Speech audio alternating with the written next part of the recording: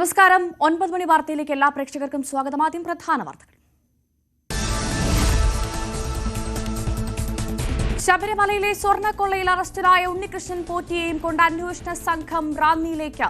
പ്രത്യേക അന്വേഷണ സംഘം അറസ്റ്റ് രേഖപ്പെടുത്തിയത് 11 മണിക്കൂറോളം ചോദ്യം ചെയ്ത ശേഷം. അറസ്റ്റ് 2 കേസുകളിൽ. ദ്വാരപാലക ശില്പങ്ങളിലെ സ്വർണ്ണപ്പാളികൾ ഇന്ന് പുനഃസ്ഥാപിക്കും.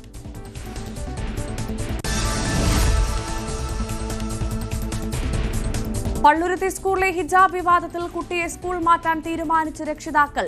TC വാങ്ങി മറ്റേതെങ്കിലും സ്കൂളിൽ ചേർക്കും. തീരുമാനം സംഭവത്തിന് രാഷ്ട്രീയ മാനം കൈവന്ന സാഹചര്യത്തിൽ.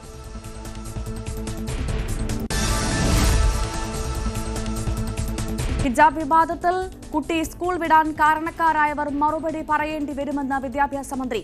വിവാദം കുട്ടിക്ക് പ്രയാസമുണ്ടാക്കി. വിദ്യാഭ്യാസ വകുപ്പ് വിശദമായ അന്വേഷണം നടത്തുമെന്ന് വി ശിവൻകുട്ടി. മന്ത്രിയുടെ ഇടപെടലിനെ അഭിനന്ദിച്ച സംസ്ഥ.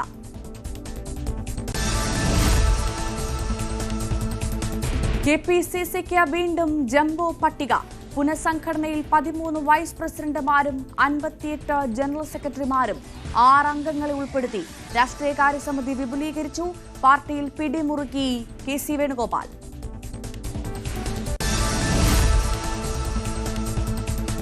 പാലിയേക്കരയിലെ ടോൾ പിരിവ് പുനഃസ്ഥാപിക്കുന്നതിൽ ഹൈക്കോടതി ഇന്ന് വിധി പറയും. ടോൾ പിരിക്കാൻ അനുവദിക്കണമെന്ന കേന്ദ്ര സർക്കാരിന്റെ ആവശ്യത്തിനാണ് ഹൈക്കോടതി തീരുമാനമെടുക്കുക. ടോൾ പിരിവ് മരവിപ്പിച്ചത് ദേശീയപാത അതോറിറ്റിയുടെ സാമ്പത്തികാവസ്ഥയെ ബാധിച്ചിട്ടുണ്ടെന്ന് കേന്ദ്ര സർക്കാർ.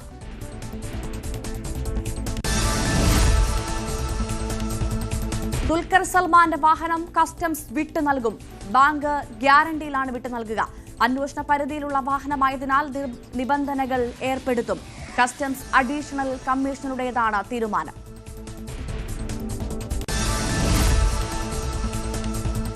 ബീഹാർ തെരഞ്ഞെടുപ്പിനുള്ള ആദ്യഘട്ട പത്രിക സമർപ്പണത്തിനുള്ള സമയപരിധി ഇന്ന് അവസാനിക്കാനിരിക്കെ സീറ്റ് വിഭജനം പൂർത്തിയാക്കാനാവാതെ മഹാസഖ്യം. 48 സീറ്റിൽ കോൺഗ്രസ് സ്ഥാനാർത്ഥികളെ പ്രഖ്യാപിച്ചു. സീറ്റുകളെ ചൊല്ലി RJDയും കോൺഗ്രസും തർക്കം തുടരുന്നു.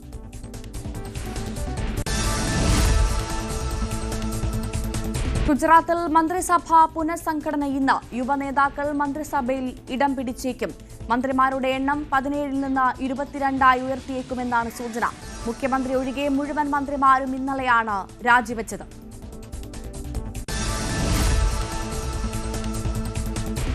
ഡൊണാൾഡ് ട്രംപ് വ്ളാഡിമിർ സെലൻസ്കി കൂടിക്കാഴ്ച ഇന്ന്.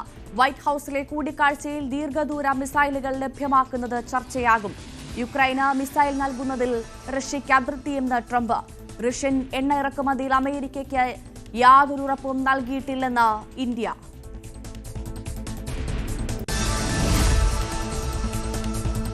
പേരാമ്പ്രയിൽ UDF പ്രവർത്തകരുടെ വീടുകളിൽ പോലീസിന്റെ പരിശോധന. 2 പ്രവർത്തകർ കസ്റ്റഡിയിൽ.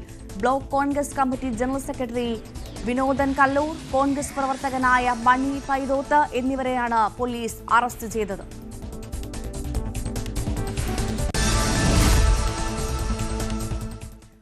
ശബരിമല സ്വർണ്ണപ്പാളി മോഷണ കേസിൽ കസ്റ്റഡിയിലെടുത്ത ഉണ്ണികൃഷ്ണൻ പോറ്റിയുമായി പ്രത്യേക അന്വേഷണ സംഘം റാന്നിയിലേക്ക് തിരിച്ചു.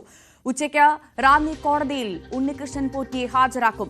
ഇന്നലെ രാവിലെ വസതിയിൽ നിന്ന് SIT കസ്റ്റഡിയിലെടുത്ത പോറ്റിയെ തിരുവനന്തപുരത്തെ ക്രൈംബ്രാഞ്ച് ഓഫീസിലെത്തിച്ച് ഒരു ദിവസം മുഴുവൻ നീണ്ട ചോദ്യം ചെയ്യലിന് വിധേയമാക്കിയിരുന്നു. സാരംഗ് സുധാകരൻ നൽകും വിവരങ്ങൾ. സാരംഗ്, മണിക്കൂറുകൾ നീണ്ട ചോദ്യം ചെയ്യൽ, ഒടുവിൽ പോറ്റി പെട്ടു അല്ലേ?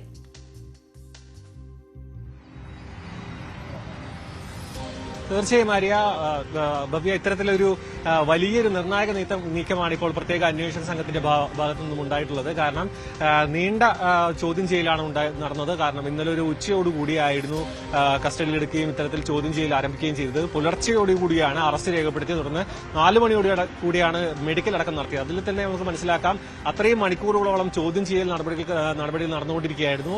ഈ ഒരു ചോദ്യം ചെയ്യലിന്റെ ഭാഗമായി വളരെ നിർണായകമായ വിവരങ്ങൾ പോറ്റിയുടെ ഭാഗത്തു നിന്നും ലഭിച്ചു എന്നാണ് നമുക്ക് മനസ്സിലാക്കാൻ കഴിഞ്ഞിരിക്കുന്നത്. അതായത് ഈ ഒരു സ്വർണം, ഈ ഒരു തട്ടിയെടുത്ത സ്വർണം ജീവനക്കാർക്കടക്കം വീതം വെച്ച് നൽകി എന്നടക്കമുള്ള നിർണായക വിവരങ്ങൾ പങ്കുവച്ചു. അതായത് ഈ ഒരു അന്വേഷണ ഉദ്യോഗസ്ഥരുമായി പങ്കുവച്ചു എന്നടക്കമുള്ള വിവരങ്ങൾ പുറത്തേക്ക് വരുന്നുണ്ട്. ഇനി അടുത്ത നടപടിക്രമം എന്ന രീതിയിൽ റാന്നിയിലേക്ക് കൊണ്ടുപോയിരിക്കുകയാണ്. ഈ ഒരു അന്വേഷണ സംഘം തന്നെ അകമ്പടിയോടുകൂടി ഈ ഒരു ഉണ്ണികൃഷ്ണൻ പോറ്റിയെ റാന്നി കോടതിയിൽ ഹാജരാക്കുകയും തുടർന്ന് റിമാൻഡിൽ വാങ്ങുകയും ചെയ്യും. തുടർന്നായിരിക്കും കൂടുതൽ അന്വേഷണം. ഇപ്പോൾ ലഭിച്ച വിവരങ്ങളുടെ അടിസ്ഥാനത്തിലായിരിക്കും നിലവിൽ അന്വേഷണം പുരോഗമിക്കുന്നത്. മാത്രമല്ല ഇനി കസ്റ്റഡിയിൽ വാങ്ങിയതിനു ശേഷം കൂടുതൽ ചോദ്യം ചെയ്യലും തെളിവ് ശേഖരണം അടക്കം നടത്തേണ്ടതുണ്ട്. മാത്രമല്ല ഈ ഒരു വിഷയവുമായി ചേർന്ന് നിൽക്കുന്ന പല വിവാദങ്ങളും, അതായത് പ്രതിപക്ഷവും ബിജെപിയും അടക്കമുള്ള എല്ലാ സംഘടനകളും ഇതൊരു വിശ്വാസികളുടെ ഒരു വിഷയമായി ഉയർത്തിക്കാട്ടി ഇതൊരു വലിയൊരു രാഷ്ട്രീയ വിവാദമാക്കി മാറ്റാനുള്ള ഒരു സാഹചര്യം അത് മാറ്റിക്കൊണ്ടിരിക്കുകയാണ്. അതിനിടയിലാണ് ഈ ഒരു അന്വേഷണ സംഘത്തിന്റെ നിർണായക ചുവടുവെപ്പ്. അതിന്റെ ഭാഗമായാണ് ഇപ്പോൾ അറസ്റ്റ് രേഖപ്പെടുത്തിയിട്ടുള്ളത്. നിലവിൽ ഈ അന്വേഷണ സംഘം റാന്നിയിലേക്ക് പുറപ്പെട്ടു കഴിഞ്ഞു. 3 പോലീസ് വണ്ടിയുടെ അകമ്പടിയോടുകൂടിയാണ് ഇപ്പോൾ കോടതിയിലേക്ക് എത്തിക്കുന്നത്. ഉച്ചയോടുകൂടി റാന്നി കോടതിയിൽ എത്തിക്കും. അവിടെ നിന്നും റിമാൻഡിന് ആവശ്യപ്പെടുമെന്നാണ് നമുക്ക് ലഭിക്കുന്ന വിവരം. തുടർന്നാകും കൂടുതൽ നടപടിക്രമങ്ങളിലേക്ക് ഈ ഒരു അന്വേഷണ സംഘം കടക്കുക.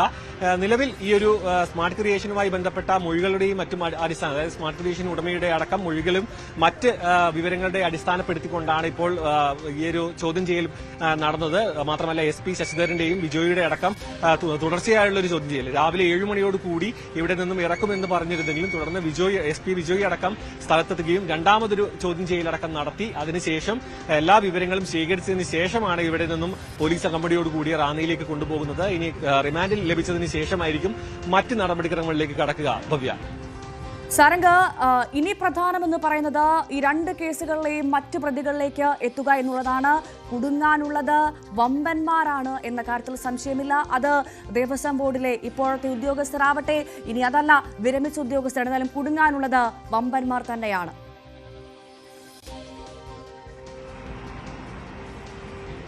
തീർച്ചയായും ഭവ്യ, ഇത്തരത്തിലൊരു ചെറിയൊരു കാലയളവിൽ നടന്നൊരു തട്ടിപ്പായിട്ട് മാത്രമല്ല ഇത് പ്രത്യേക അന്വേഷണ സംഘം കൈകാര്യം ചെയ്യുന്നത്. കാരണം ഈ ഒരു വിജയ് മല്യ ഒരു സ്വർണം പൂശിയതിനു ശേഷമുള്ള എല്ലാ കാലഘട്ടത്തിലെയും മുഴുവൻ വിവരങ്ങളും ശേഖരിച്ച് ഏതൊക്കെ സമയങ്ങളിൽ എന്തൊക്കെ തിരിമറികൾ നടന്നിട്ടുണ്ട് എന്നുള്ളൊരു വിശദമായ ഒരു അന്വേഷണം തന്നെ ഇതിൽ ആവശ്യമാണ്. കാരണം ഇതൊരു 2019 നടന്ന ഒരു ഒറ്റപ്പെട്ട സംഭവമായി മാത്രം ഇത് കണക്കാക്കാൻ കഴിയില്ല എന്ന് പറയുന്നുണ്ട്. കാരണം ഇതിനു മുൻപും ഇത്തരത്തിൽ സ്വർണ്ണപ്പാളികളുമായി ബന്ധപ്പെട്ട പല തട്ടിപ്പുകൾ നടന്നു എന്നുള്ളൊരു വിവരം അന്വേഷണ സംഘത്തിൽ ലഭിച്ചിട്ടുണ്ട്.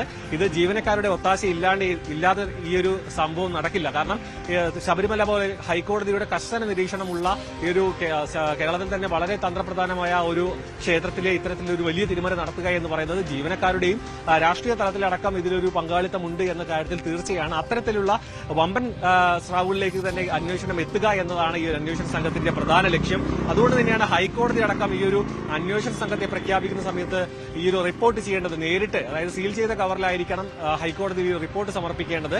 മാത്രമല്ല നേരിട്ട് ഹൈക്കോടതിയിൽ മാത്രമേ സമീപിക്കാവൂ. മറ്റ് സംവിധാനങ്ങളുമായി ഈ ഒരു അന്വേഷണവുമായി ബന്ധപ്പെട്ട് മറ്റ് കാര്യങ്ങൾ പങ്കുവെക്കാൻ പാടില്ല എന്നുള്ള കർശന നിർദ്ദേശമുണ്ട്. കാരണം ഇതൊരു തട്ടിപ്പ്, അത് സ്വർണ്ണക്കൊള്ള എന്ന തലത്തിൽ നിന്നും മാറി ഇതൊരു രാഷ്ട്രീയ വിവാദമായും ഇതൊരു മതവികാരം എന്ന തരത്തിലേക്ക് കാര്യങ്ങൾ കടക്കാനുള്ള ഒരു സാഹചര്യമുണ്ട്. കാരണം കുറച്ച് ദിവസങ്ങളായി തന്നെ തിരുവനന്തപുരവും മറ്റ് സംസ്ഥാനത്തിന്റെ പല ഭാഗങ്ങളിലും BJP അടക്കമുള്ള പ്രതിപക്ഷ പാർട്ടികളെല്ലാം ഈ ഒരു വിഷയം ഒരു രാഷ്ട്രീയ രീതിയിൽ ഉയർത്തിക്കൊണ്ടുവരാനും വിശ്വാസികളുടെ ഒരു പ്രശ്നമായി മാറ്റുവാനുള്ള ഒരു ശ്രമം നടക്കുന്നുണ്ട്. അതുമാത്രമല്ല ഇനി തെരഞ്ഞെടുപ്പ് എടുക്കുന്നു, നിയമസഭാ തെരഞ്ഞെടുപ്പിലേക്ക് കാര്യങ്ങൾ കടക്കുന്നു. അപ്പോൾ ആ സമയം വരെ ഈ ഒരു വിവാദം കത്തി നിൽക്കുക എന്നത് പ്രതിപക്ഷത്തിനടക്കം ഒരു ആവശ്യമാണ്. അതുകൊണ്ട് ഇതിൽ കൃത്യമായ ഒരു അന്വേഷണം അനിവാര്യമാണ്. അതിപ്പോ പ്രതിപക്ഷത്തിനായാലും ഭരണപക്ഷത്തിലായാലും ഇതിൽ കൃത്യമായ ഉദ്യോഗസ്ഥ തലത്തിൽ തന്നെയുള്ള ഇതിന്റെ പിന്നിൽ പ്രവർത്തിച്ചവരെ ഈ ഒരു നിയമത്തിന് മുന്നിൽ കൊണ്ടുവരിക. അതല്ല അതിന് അപ്പുറത്തേക്ക് നിലവിൽ ഈ ഒരു മുൻ ദേവസ്വം മന്ത്രിയും ദേവസ്വം ബോർഡ് പ്രസിഡന്റ് അടക്കം ചോദ്യമുനയിൽ നിൽക്കുന്ന ഒരു സാഹചര്യമാണ് നിലവിലുള്ളത്. പത്മകുമാറും കടകംപള്ളി സുരേന്ദ്രൻ അടക്കം ഈ ഒരു വിഷയത്തിൽ പങ്കാളികളായിട്ടുണ്ട്. കാരണം ആ സമയത്ത് 2019 ഇവരൊക്കെ ആയിരുന്നു തലപ്പത്തിരുന്നത്. അവരെ അടക്കം ചോദ്യമുനയിൽ നിർത്തുന്നുണ്ട്. അവരിലേക്കൊക്കെ ഈ ഒരു ഉണ്ണികൃഷ്ണൻ പോറ്റിയിൽ നിന്നുമുള്ള വിവരങ്ങളുടെ അടിസ്ഥാനത്തിൽ എത്താൻ കഴിയുമോ, അതല്ല അതിനു മുൻപാണോ അതിനു മുൻപ് തന്നെ ഇത്തരത്തിലുള്ള ഒരു കാര്യങ്ങൾ നടന്നിട്ടുണ്ടോ എന്ന കാര്യങ്ങളിലടക്കം വിശദമായ ഒരു വിവരങ്ങൾ പുറത്തേക്ക് വരേണ്ടതുണ്ട്. നിലവിൽ അന്വേഷണം അതിന്റെ പ്രാഥമിക ഘട്ടത്തിലാണ്. അതിന്റെ സാരംഗ്, ഈ ദേവസ്വം ബോർഡ് പ്രതിസ്ഥാനത്തുള്ളത് കട്ടിളപ്പാളി കേസിലാണ് നമുക്കറിയാം.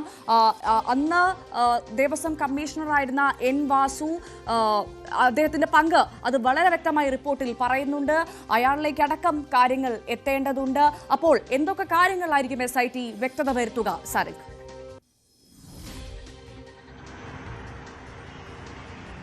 തീർച്ചയായും ഇതിൽ രേഖകൾ അടിസ്ഥാനപ്പെടുത്തിയുള്ള ഒരു അന്വേഷണം നടക്കും. അതിനൊപ്പം തന്നെ ഈ ഒരു മൊഴിയുടെ അടിസ്ഥാനത്തിൽ സ്മാർട്ട് ക്രിയേഷന്റെ ഉടമ സ്മാർട്ട് ക്രിയേഷനുമായി ബന്ധപ്പെട്ട അതായത് പങ്കജ് ഭണ്ഡാരി തുടങ്ങിയുള്ള അത്തരം ആ ഒരു ഭാഗത്തേക്ക് അടക്കം അന്വേഷണം പോകേണ്ടതുണ്ട്. നിലവിൽ വിജിലൻസ് അന്വേഷണത്തിന്റെ ഭാഗമായി ഇത്തരത്തിലൊരു പാളിച്ച പറ്റിയിട്ടുണ്ട്, മാത്രമല്ല ഇതൊരു തട്ടിപ്പ് നടന്നിട്ടുണ്ട് എന്ന രീതിയിലാണ് റിപ്പോർട്ട് സമർപ്പിച്ചത്. ആ റിപ്പോർട്ടിന്റെ അടിസ്ഥാനത്തിൽ കൂടി അന്വേഷണം പുരോഗമിക്കും. മാത്രമല്ല ഇതൊരു ദേവസ്വം ബോർഡുമായി ബന്ധപ്പെട്ടും ഇതിനൊപ്പം ഈ ഒരു പാളി ഇവിടെ നിന്നും കൊണ്ടുപോയി സ്വർണം പൂശി എന്ന് പറയുന്ന ആ ഒരു സംഭവം മൊത്തം വിശകലനം ചെയ്തതിനു ശേഷം മാത്രമായിരിക്കും അടുത്ത ഘട്ടത്തിലേക്ക് കടക്കുക. അതിനൊപ്പം സ്മാർട്ട് ക്രിയേഷനുമായി ബന്ധപ്പെട്ട ഇതിനൊരു ടെക്നിക്കൽ സൈഡ് കൂടി നമ്മൾ നേരത്തെ വിശദീകരിച്ചിരുന്നു. ഇത് സ്വർണം പൂശുകയും മറ്റുമുള്ള ഇതിന്റെ ഒരു സാങ്കേതിക വശം കൂടി ഇതിൽ മനസ്സിലാക്കേണ്ടതുണ്ട്. അതിലെന്തെങ്കിലും കൃത്രിമത്വം നടന്നിട്ടുണ്ടോ, ഇതിൽ എത്രത്തോളം ഈ ഒരു സ്മാർട്ട് ക്രിയേഷന്റെ ഉടമ പറഞ്ഞിട്ടുള്ളത് പ്രകാരം ഈ ഒരു ഉണ്ണികൃഷ്ണൻ പോറ്റിയുമായി ബന്ധപ്പെട്ട് നിൽക്കുന്ന മൊഴികളുടെ ഒരു വൈരുദ്ധ്യം എത്രത്തോളമാണ്, അത്തരത്തിലുള്ള കൂടുതൽ അന്വേഷണത്തിലായിരിക്കും ഇനി കാര്യങ്ങൾ കടക്കുക. അതായത് സാരംഗി, ഉണ്ണികൃഷ്ണൻ പോറ്റിയും സ്മാർട്ട് ക്രിയേഷനും നടത്തിയ ഇടപാടുകളിൽ ദേവസ്വം ബോർഡിലെ ആരൊക്കെ പങ്കാളികളായി എന്നാണ് ഇനി കണ്ടെത്തേണ്ടത് എന്നതിലേക്കാണ് ഇനി കാര്യങ്ങൾ എത്തേണ്ടത്, അല്ലേ? തീർച്ചയായും ഇതിനിപ്പോൾ സ്മാർട്ട് ക്രിയേഷൻ പിന്നെ ഉണ്ണികൃഷ്ണൻ പോറ്റി എന്ന് പറയുന്നവർ മാത്രമല്ല. കാരണം ഇതൊരു ദേവസ്വം ബോർഡിന്റെ തന്നെ വലിയൊരു ക്ഷേത്രത്തിൽ നിന്നും ഈ ഒരു സ്വർണ്ണപ്പാളി കൊണ്ടുപോവുക എന്ന് പറയുന്നത് ഈ ഒരു ദേവസ്വം ബോർഡിലെ ഉദ്യോഗസ്ഥരുടെ ഭാഗത്തു നിന്നുണ്ടായിട്ടുള്ള ഒരു നീക്കത്തിന്റെ ഭാഗമായിട്ട് തന്നെയായിട്ട് കണക്കാക്കണം. കാരണം ഒരു വ്യക്തിക്ക് ഒരു സ്പോൺസർ എന്ന നിലയിൽ മാത്രം ഉണ്ണികൃഷ്ണൻ പോറ്റിക്ക് വന്ന് അവിടെ നിന്ന് സ്വർണ്ണപ്പാളി കൊണ്ടുപോകാൻ കഴിയില്ല. ഒരുപാട് നടപടിക്രമങ്ങൾ പാലിക്കേണ്ടതുണ്ട്. മാത്രമല്ല ഇതിൽ കൃത്യമായ ഹൈക്കോടതിയുടെ ഒരു നിരീക്ഷണമടക്കം ഉണ്ടാകുന്ന ഒരു സ്ഥലമാണ്. അതുകൊണ്ട് ഇതൊരു ജീവനക്കാരുടെ അതായത് ഉദ്യോഗസ്ഥ തലത്തിൽ ഉണ്ടായിട്ടുള്ള പാളിച്ചകൾ എത്രത്തോളമാണ്, അതിൽ എവിടെ നിന്നൊക്കെ ഇതിന് പിന്തുണ ലഭിച്ചു, അത് രാഷ്ട്രീയ തലത്തിലാണോ ഭരണ തലത്തിലാണോ, ഇതിൽ എത്രയധികം ഉന്നതന്മാർ ഇതിൽ പങ്കെടുത്തിട്ടുണ്ട്, ഇതിൽ എത്ര പേർ ഈ ഒരു അന്വേഷണ സംഘത്തിന്റെ ചോദ്യം ചെയ്യലിൽ ഉണ്ണികൃഷ്ണൻ പോറ്റി പറഞ്ഞിട്ടുള്ള ഒരു പ്രധാന വെളിപ്പെടുത്തൽ ഈ ഒരു സ്വർണം പങ്കുവെച്ചെടുത്തു, ജീവനക്കാർക്ക് അടക്കം വീതിച്ചെടുത്തു എന്നൊരു മൊഴി നൽകി എന്നൊരു വിവരം നമുക്ക് ലഭിച്ചിട്ടുണ്ട്. അങ്ങനെയാണെന്നുണ്ടെങ്കിൽ നമ്മൾ കേരളം കണ്ടിട്ടുള്ളതിൽ തന്നെ വലിയൊരു കൊള്ളയായി ഇത് മാറാൻ സാധ്യതയുണ്ട്. വളരെയധികം ഇപ്പോൾ നിലവിൽ 2 ഉദ്യോഗസ്ഥരെ ഇപ്പോൾ സസ്പെൻഡ് ചെയ്തിരുന്നു. ആദ്യം മുരാരി ബാബുവിനടക്കം സസ്പെൻഡ് ചെയ്തിരുന്നു, തുടർന്ന് 2 പേരെ സസ്പെൻഡ് ചെയ്തിരുന്നു. അത്തരം ഉദ്യോഗസ്ഥരിൽ മാത്രം ഒതുങ്ങി നിൽക്കുന്ന ഒരു സംഭവമായി ഇത് മാറാൻ സാധ്യതയില്ല. കാരണം ഇത് അത്തരത്തിൽ മാത്രം നടത്താൻ കഴിയുന്ന ഒരു തട്ടിപ്പല്ല, ഒരു ഉദ്യോഗസ്ഥർ മാത്രം അറിഞ്ഞ് നടത്താൻ കഴിയുന്നതല്ല എന്നുള്ള കാര്യം വ്യക്തമാണ്. അതുകൊണ്ട് ഇത് എത്രത്തോളം രാഷ്ട്രീയ തലത്തിലും ഭരണതലത്തിലേക്കും അടക്കം അന്വേഷണം എത്തുമെന്നുള്ളൊരു ചോദ്യമാണ്. കാരണം ഇപ്പോൾ ചോദ്യമുനയിൽ നിൽക്കുന്നത് 2019-ലുമുള്ള ഇടത് സർക്കാർ തന്നെയാണ്, ഇപ്പോൾ ഭരിക്കുന്നതും അവർ തന്നെയാണ്. അതുകൊണ്ട് എത്രയധികം ഇതിലേക്ക് ഉന്നതരിലേക്ക് ഈ ഒരു അന്വേഷണ സംഘം എത്തുമെന്നത് ചോദ്യമായി നിലനിൽക്കുന്നുണ്ട്. ഭവ്യ, തീർച്ചയായും അപ്പം ഈ ബോർഡിനെ സംരക്ഷിച്ച് സർക്കാർ ഉയർത്തിയ വാദങ്ങളെല്ലാം കൃത്യമായി പൊളിയുകയാണ്. അതിന്റെ തുടക്കമാണ് ഇപ്പോൾ ഉണ്ണികൃഷ്ണൻ പോറ്റിയുടെ അറസ്റ്റ് എന്ന കാര്യത്തിൽ സംശയമില്ല, അല്ലേ സാരംഗ്?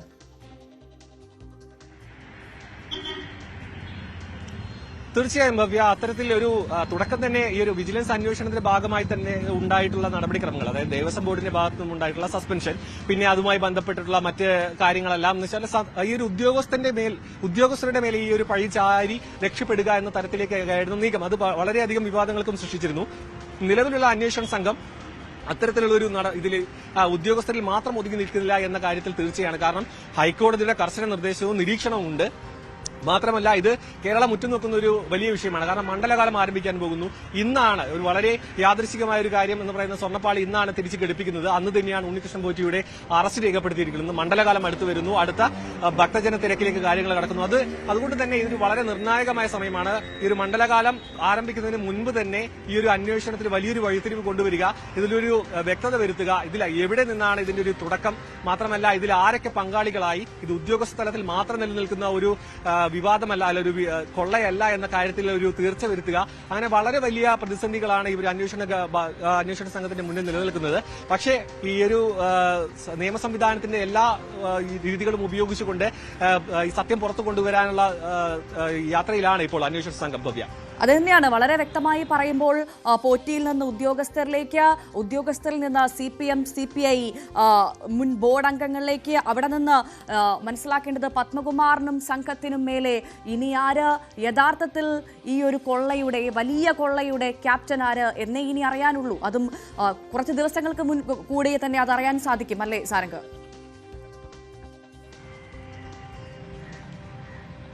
തീർച്ചയായും. കാരണം ഈ ഒരു ഉണ്ണികൃഷ്ണൻ പോറ്റിയുടെ 10-11 മണിക്കൂർ അടക്കം നീണ്ട ചോദ്യം ചെയ്യലായിരുന്നു. അതിൽ തന്നെ വളരെയധികം നിർണായകമായ വിവരങ്ങൾ ലഭിച്ചു എന്നാണ് പറയുന്നത്. ഇപ്പോൾ ഒരു ക്രൈംബ്രാഞ്ച് ഓഫീസിൽ ആദ്യം എവിടെയാണ് ഈ ഒരു ചോദ്യം ചെയ്യൽ നടക്കുന്നത് എന്ന് പോലും നമുക്ക് വ്യക്തമായിരുന്നില്ല. രഹസ്യ കേന്ദ്രത്തിലായിരുന്നു.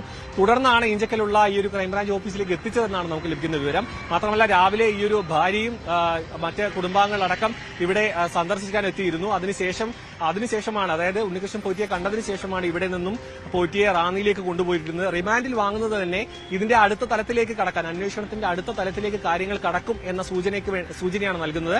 നിലവിൽ ഈ ഒരു 10 മണിക്കൂറിൽ നടന്ന ചോദ്യം ചെയ്യലിൽ തന്നെ ഈ ഒരു മറ്റ് സ്മാർട്ട് ക്രിയേഷൻ ഉടമയടക്കം നൽകിയ മൊഴികളുടെ അടിസ്ഥാനത്തിൽ നടത്തിയ ഒരു ചോദ്യം ചെയ്യലിൽ തന്നെ കൂടുതൽ വിവരങ്ങൾ ലഭിച്ചു എന്നാണ് നമുക്ക് മനസ്സിലാക്കാൻ കഴിയുന്നത്.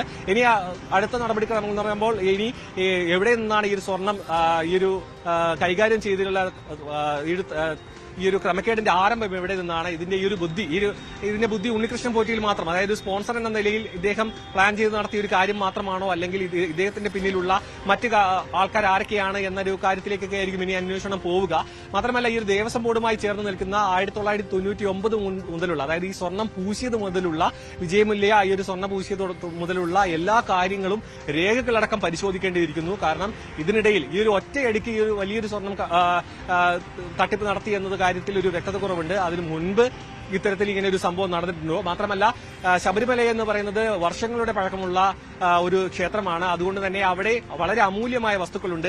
അത്തരത്തിലുള്ള വസ്തുക്കൾക്കടക്കം ഇത്തരത്തിലുള്ള ഒരു ക്രമക്കേടിന്റെ ഭാഗമായിട്ടുണ്ടോ? ഇങ്ങനെ എന്തെങ്കിലും സാധനങ്ങൾ അവിടെ നിന്ന് നഷ്ടമായിട്ടുണ്ടോ? ഈ ഒരു കട്ടിളപ്പാളി ഒപ്പം തന്നെ ദ്വാരകപാലകൻ എന്ന രണ്ടിൽ മാത്രമാണ് ഇപ്പോൾ നിൽക്കുന്നതെങ്കിലും മറ്റ് ക്രമക്കേടുകൾ എത്രത്തോളം ഉണ്ട് എന്ന കാര്യത്തിലടക്കം വ്യക്തത വരേണ്ടതുണ്ട്. കാരണം വലിയൊരു കാലയളവാണ്. 1999 മുതൽ ഈ 2019, അതിനുശേഷം ഇപ്പോൾ 2025 എന്ന് പറയുമ്പോൾ ഇത്രയും വലിയൊരു കാലയളവിൽ ഇത്തരത്തിലുള്ള ചെറുതോ വലുതായിട്ടുള്ള ഈ ഒരു തട്ടിപ്പുകൾ നടന്നിട്ടുണ്ടോ, സ്വർണം മോഷണമടക്കം നടന്നിട്ടുണ്ടോ എന്നുള്ള കാര്യത്തിൽ വ്യക്തത വരുത്തണം. അത്രയധികം ആഴത്തിലുള്ള ഒരു അന്വേഷണമാണ് ഇപ്പോൾ ആരംഭിച്ചിരിക്കുന്നത്. അത് കൂടുതൽ വിശദാംശങ്ങളിലേക്ക് കടന്നാൽ മാത്രമല്ല വിശദാംശങ്ങൾ പുറത്തേക്ക് വരുന്ന സാഹചര്യം തന്നെ കുറവായിരിക്കും. കാരണം ഹൈക്കോടതിയുടെ കർശന നിർദ്ദേശമുണ്ട് പോലീസ് ഈ ഒരു മാധ്യമങ്ങളോടും അടക്കം സംസാരിക്കരുതെന്നടക്കം. ഭവ്യ, തീർച്ചയായും ശബരിമല സ്വർണ്ണക്കൊള്ളയിലെ ഗൂഢാലോചന പുറത്തു കൊണ്ടുവരിക എന്നുള്ള വലിയ ഉത്തരവാദിത്തമാണ് പ്രത്യേക അന്വേഷണ സംഘത്തിന് ഉള്ളത്. ഉണ്ണികൃഷ്ണൻ പോറ്റിയും സ്മാർട്ട് ക്രിയേഷനും നടത്തിയ ഇടപാടുകളിൽ ദേവസ്വം ബോർഡിലെ ആരൊക്കെ പങ്കാളികളായി എന്നാണ് ഇനി അറിയേണ്ടത്. 74 ഗ്രാം സ്വർണം ഉണ്ണികൃഷ്ണൻ പോറ്റിക്ക് തിരിച്ചു നൽകിയെന്ന് സ്മാർട്ട് ക്രിയേഷൻ നൽകിയ മൊഴി ഉണ്ടെങ്കിലും 11 ഗ്രാം സ്വർണം കൂടി ഉണ്ണികൃഷ്ണൻ പോറ്റിയുടെ കയ്യിൽ അധികമായി ഉണ്ടെന്നാണ് രേഖകൾ പറയുന്നത്. ഈ കൊള്ള നടത്തിയ ഉണ്ണികൃഷ്ണൻ പോറ്റി സ്വർണം കൈമാറിയത് ബാംഗ്ലൂർ സ്വദേശി കൽപേശനാണെന്നാണ് പ്രത്യേക അന്വേഷണ സംഘത്തിന്റെ ഏറ്റവും പുതിയ കണ്ടെത്തലെന്നാണ് മനസ്സിലാക്കുന്നത്. അങ്ങനെയാണെങ്കിൽ ആരാണ് ഈ കൽപേഷ്? ഇയാൾ ഉണ്ണികൃഷ്ണൻ പോറ്റിയേക്കാൾ വലിയ മാഫിയയാണോ എന്നുള്ള സംശയമാണ് അവിടെ ഉയർന്നത്. അതുമാത്രമല്ല, അല്ലെങ്കിൽ ഉണ്ണികൃഷ്ണൻ പോറ്റി എന്ന സ്പോൺസർക്കും ഒപ്പം ഈ ഉദ്യോഗസ്ഥർക്കും ഇടയിലുള്ള പാലമാണോ കൽപേഷ് എന്നുള്ള ചോദ്യം കൂടി ഇപ്പോൾ അവശേഷിക്കുന്നുണ്ട്. ഏറ്റവും പുതിയ വിവരങ്ങളാണ് ഇപ്പോൾ പുറത്തു വരുന്നത്. സാരംഗ് സുധാകരനാണ് വാർത്തയുടെ വിശദാംശങ്ങൾ നൽകിയത്. ശബരിമല ശ്രീകോവിലിന് മുന്നിലെ ദ്വാരപാലക ശില്പങ്ങളിലെ സ്വർണം പൂശിയ പാളികൾ ഇന്ന് സമർപ്പിക്കും. വൈകിട്ട് നട തുറന്ന ശേഷമായിരിക്കും സമർപ്പണ ചടങ്ങുകൾ. തുലാമാസ പൂജകൾക്കായാണ് ശബരിമല നട ഇന്ന് തുറക്കുന്നത്. രാഷ്ട്രപതിയുടെ സന്ദർശനത്തിനായുള്ള ഒരുക്കങ്ങളും അവസാന ഘട്ടത്തിലാണ്. വി അരുൺ വിവരങ്ങളുമായി ചേരുന്നു. അരുൺ, വലിയ വിവാദങ്ങൾ ഒരു വശത്ത് നടക്കുകയാണ്. അതേ സമയത്ത് ഇന്ന് ഇപ്പോഴിതാ നട തുറക്കുകയാണ് തുലാമാസ പൂജകൾക്ക്. അതോടൊപ്പം ഏറ്റവും പ്രധാനപ്പെട്ട കാര്യം, ഈ ദ്വാരപാലക ശില്പങ്ങളെ സ്വർണം പൂശിയ പാളികൾ അത് ഇന്ന് സമർപ്പിക്കുമെന്നുള്ള വിവരം കൂടിയുണ്ട്. കൂടുതൽ വിവരങ്ങൾ, വിശദാംശം. ഭവ്യ, കഴിഞ്ഞ മാസം 7-നാണ് സ്വർണം പൂശാനായി ദ്വാരപാലക ശില്പത്തിലെ പാളികൾ കൊണ്ടുപോയത്. ചെന്നൈയിൽ സ്മാർട്ട് ക്രിയേഷൻസിന്റെ സ്ഥാപനത്തിൽ കൊണ്ടുപോയി ഉണ്ണികൃഷ്ണൻ പോറ്റി കൊണ്ടുപോയി സ്വർണം പൂശുകയായിരുന്നു. ദേവസ്വം ബോർഡിലെ ഉദ്യോഗസ്ഥരുടെ പോലീസിന്റെയും ഒക്കെ സ്ഥാനത്ത് കൃത്യമായി വീഡിയോ ചിത്രീകരണം അടക്കം നടത്തിയാണ് ഈ സ്വർണം പൂശാനായി കൊണ്ടുപോയത്. എന്നാൽ അത് ഹൈക്കോടതിയെ അറിയിച്ചിരുന്നില്ല. ശബരിമലയിലെ എല്ലാ കാര്യങ്ങളിലും ഹൈക്കോടതിയുടെ അനുവാദം വേണം. പൂജ ഒഴികെയുള്ള മറ്റെല്ലാ കാര്യങ്ങളിലും ഹൈക്കോടതിയുടെ നിർദ്ദേശങ്ങൾ പാലിക്കണം. അതില്ലാതെ കൊണ്ടുപോയതിനെ തുടർന്നാണ് ജില്ലാ ജഡ്ജി ശബരിമലയുടെ ചുമതലയുള്ള ജില്ലാ ജഡ്ജി ഹൈക്കോടതി അക്കാര്യം റിപ്പോർട്ട് ചെയ്തത്. അവിടെ നിന്നാണ് ഈ സ്വർണ്ണ മോഷണത്തിന്റെ വിവരങ്ങൾ ഓരോന്നായി പുറത്തു വരാൻ തുടങ്ങിയത്. ആ സ്വർണ്ണപ്പാളികൾ തിരികെ വയ്ക്കുമ്പോഴും ഹൈക്കോടതിയുടെ അനുമതി വേണം. അനുമതി വാങ്ങിയ ശേഷമാണ്, ഹൈക്കോടതി അനുമതി അതുപോലെ തന്ത്രിയുടെ അനുവാദവും വാങ്ങിയ ശേഷമാണ് ഇന്ന് ഈ സ്വർണം പാളികൾ തിരികെ വയ്ക്കുന്നത്. സെപ്റ്റംബർ 21-നാണ് 5-ാം തീയതി കൊണ്ടുപോയ ശേഷം 7-ന് കൊണ്ടുപോയ ശേഷം 21-നാണ് തിരികെ ശബരിമലയിലേക്ക് കൊണ്ടുവന്നത്. ആ പാളികൾ ഇന്ന് സ്ഥാപിക്കും. സാധാരണഗതിയിൽ മാസപൂജകൾക്ക് നട തുറക്കുമ്പോൾ വൈകിട്ട് 5 മണിക്കാണ്, 1-ാം തീയതി തലേദിവസം വൈകിട്ട് 5 മണിക്കാണ് നട തുറക്കാറുള്ളത്. പക്ഷേ ഇന്ന് 4 മണിക്ക് നട തുറക്കും. അത് ഈ പൂജകൾക്ക് വേണ്ടി കൂടിയാണ്, ഈ പുനഃസ്ഥാപിക്കുന്നതിന് കൂടി വേണ്ടിയാണ്. 4 മണിക്ക് തന്ത്രി കണ്ഠരര് മഹേഷ് മോഹനരുടെ സാന്നിധ്യത്തിൽ മേൽശാന്തി അരുൺകുമാർ നമ്പൂതിരി ക്ഷേത്ര നട തുറക്കും. നാളെയാണ് മേൽശാന്തി നറുക്കെടുപ്പ്. ശബരിമലയിലെയും അതുപോലെ മാളികപ്പുറത്തെയും മേൽശാന്തി നറുക്കെടുപ്പ് നാളെയാണ്. 22-ന് രാഷ്ട്രപതി ദ്രൗപദി മുർമു ശബരിമല സന്ദർശിക്കുന്നത്. അതിന്റെ ക്രമീകരണം വളരെ വേഗത്തിൽ ശബരിമല നടക്കുന്നത്. ഏതായാലും വളരെ പ്രധാനപ്പെട്ട സ്വർണ്ണപ്പാളികൾ ഇത്രയധികം വിവാദങ്ങൾ ഉണ്ടാക്കി ശബരിമലയിലെ സ്വർണ്ണക്കൊള്ള പോലും പുറത്തേക്ക് കൊണ്ടുവന്ന ഹൈക്കോടതി വിധിയുടെ ഇടപെടലാണ്. അതിന് കാരണമായ സ്വർണ്ണപ്പാളികൾ ഇന്ന് തിരികെ വയ്ക്കുകയാണ്. അതിനുള്ള എല്ലാ ഒരുക്കങ്ങളും ശബരിമലയിൽ പൂർത്തിയായി. ശരി, വി അരുണാണ് വിവരങ്ങൾ നൽകിയത്.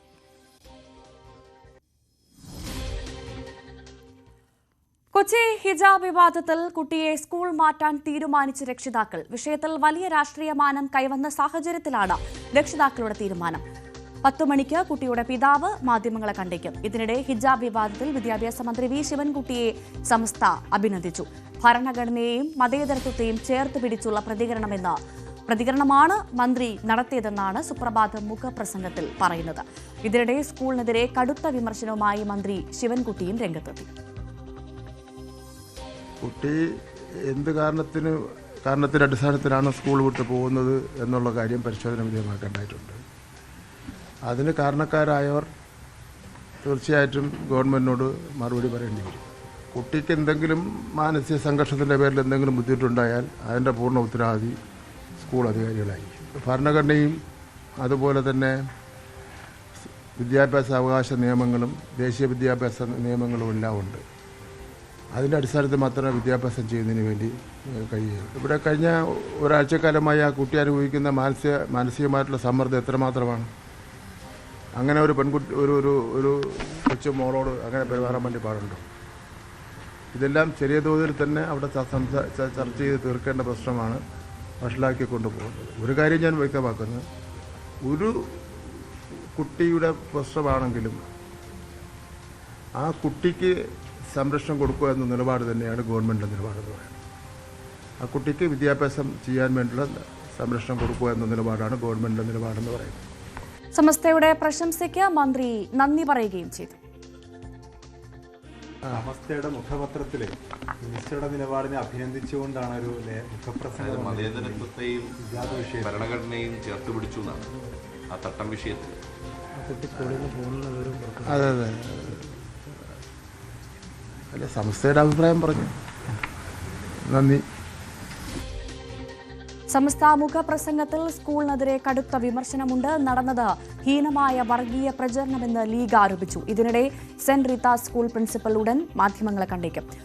നവമി ദിനേശ് വിവരങ്ങളുമായി ചേരുന്നു. നവമി, നമുക്ക് ആദ്യം അറിയേണ്ടത് ഈ കുട്ടിയുടെ പിതാവ് ആദ്യം തന്നെ പറയുന്നുണ്ടായിരുന്നു, തുടക്കത്തിൽ പറഞ്ഞത് ഈ പ്രശ്നം നമ്മളിവിടെ അവസാനിപ്പിക്കുകയാണ്, സമ്മതപത്രം നൽകാം, കുട്ടി സ്കൂളിൽ അയക്കുമെന്നാണ്. പക്ഷേ ഇപ്പോഴിതാ വിദ്യാഭ്യാസ മന്ത്രി ഇടപെട്ടത് നമ്മൾ കണ്ടതാണ്. കഴിഞ്ഞ ദിവസമൊക്കെ വളരെ പെട്ടെന്ന് അവസാനിക്കേണ്ട ഒരു വിഷയത്തെ പറഞ്ഞ് സോൾവ് ആയ ഒരു പ്രശ്നത്തെ പറഞ്ഞ് വീണ്ടും അത് പരിഹരിച്ച് ഒരു വൈക്കാക്കി നമ്മൾ കണ്ടതാണ്. ഇപ്പോഴിതാ കുട്ടിയെ സ്കൂളിൽ പഠിപ്പിക്കുന്നില്ല എന്ന് പറയുന്നു. എന്താണ് അതിന്റെ സാഹചര്യം? വിവരങ്ങൾ.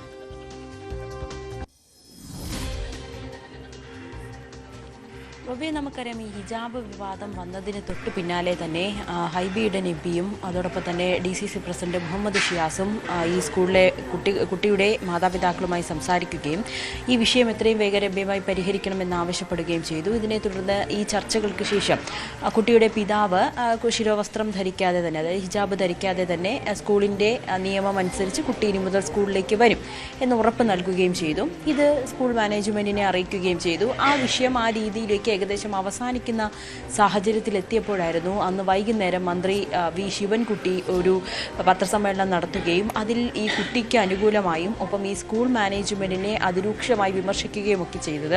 ഇതിന് തൊട്ടു പിന്നാലെയാണ് ചില രാഷ്ട്രീയ പാർട്ടികൾ ഈ വിഷയത്തെ ഏറ്റെടുക്കുകയും വീണ്ടും വലിയ രീതിയിൽ ആളിക്കത്തിക്കുകയും ഒക്കെ ചെയ്തത്. ഉടനെ തന്നെ കുട്ടിയുടെ പിതാവും ഈ നിലപാടിൽ നിന്ന് മാറി. അതായത് ഹിജാബ് ധരിക്കാതെ കുട്ടി സ്കൂളിലേക്ക് എത്തില്ല എന്ന നിലപാടിലേക്ക് അവർ ഉറച്ചു നിന്നു. അതേസമയം സ്കൂൾ മാനേജ്മെന്റ് പറഞ്ഞത് കുട്ടിക്ക് സ്കൂളിലേക്ക് എത്തണമെങ്കിൽ ഹിജാബ് ധരിച്ചെത്തില്ല എന്ന ഒരു സമ്മതപത്രം നൽകണമെന്നായിരുന്നു ആവശ്യപ്പെട്ടത്. പക്ഷേ ആ ഒരു സമ്മതപത്രം നൽകില്ല എന്ന് കുട്ടിയുടെ പിതാവ് ആവർത്തിക്കുകയും കുട്ടിയുടെ തിങ്കളാഴ്ച കുട്ടിയുടെ പരീക്ഷ തുടങ്ങിയതാണ്. പക്ഷെ പിന്നീട് കുട്ടിയെ ക്ലാസ്സിലേക്കും വരുന്നില്ല. 2-3 ദിവസം വരാത്തതിനെ തുടർന്ന് സ്കൂളിൽ നിന്നും വിളിച്ചു ചോദിച്ചപ്പോൾ കുട്ടിക്ക് ചില അസുഖങ്ങളുണ്ട്, അതുകൊണ്ട് തൽക്കാലം സ്കൂളിലേക്ക് വരുന്നില്ല എന്ന മറുപടിയായിരുന്നു ടീച്ചർമാർക്കും കുട്ടിയുടെ പിതാവ് നൽകിയിരുന്നത്. അതിനുശേഷം ഇന്നലെ രാവിലെ ഒക്കെ ഒരു സമവായ ചർച്ച ഇതുമായി ബന്ധപ്പെട്ടുണ്ടാകുമെന്നൊരു സൂചനയൊക്കെ ലഭിച്ചിരുന്നു. പക്ഷേ വീണ്ടും വിദ്യാഭ്യാസ മന്ത്രിയുടെ ഈ ഒരു രൂക്ഷമായിട്ടുള്ള വിമർശനം, പ്രത്യേകിച്ച് പ്രിൻസിപ്പലിനെയും അഭിഭാഷകരെയും സ്കൂൾ PTA പ്രസിഡന്റിനെയൊക്കെ എതിരായിട്ടുള്ള രൂക്ഷമായിട്ടുള്ള വിമർശനം തന്നെയാണ് വീണ്ടും പ്രകോപിപ്പിച്ചത്. ഏതായാലും ഇന്ന് രാവിലെയോടുകൂടിയാണ് കുട്ടിയുടെ പിതാവിൻ്റെ ഒരു ഫേസ്ബുക്ക് പോസ്റ്റ് വരുന്നത്. അതിൽ പറയുന്നത് വിദ്യാഭ്യാസ വകുപ്പും വിദ്യാഭ്യാസ മന്ത്രിയും സർക്കാരിൻ്റെയും ഒക്കെ നിലപാടിൽ വലിയ സന്തോഷമുണ്ട്. പക്ഷേ സ്കൂൾ മാനേജ്മെന്റ് ഈ ഒരു നിലപാടിൽ കടുത്ത നിലപാടിൽ അല്ലെങ്കിൽ ഹിജാബ് ധരിക്കാതെ തന്നെ കുട്ടി സ്കൂളിലേക്ക് എത്തണമെന്ന നിലപാടിൽ ഉറച്ചു നിൽക്കുന്നു. അതുകൊണ്ട് തങ്ങൾക്ക് കുട്ടിക്കും വലിയ മാനസികമായി വലിയ ബുദ്ധിമുട്ടുണ്ട്.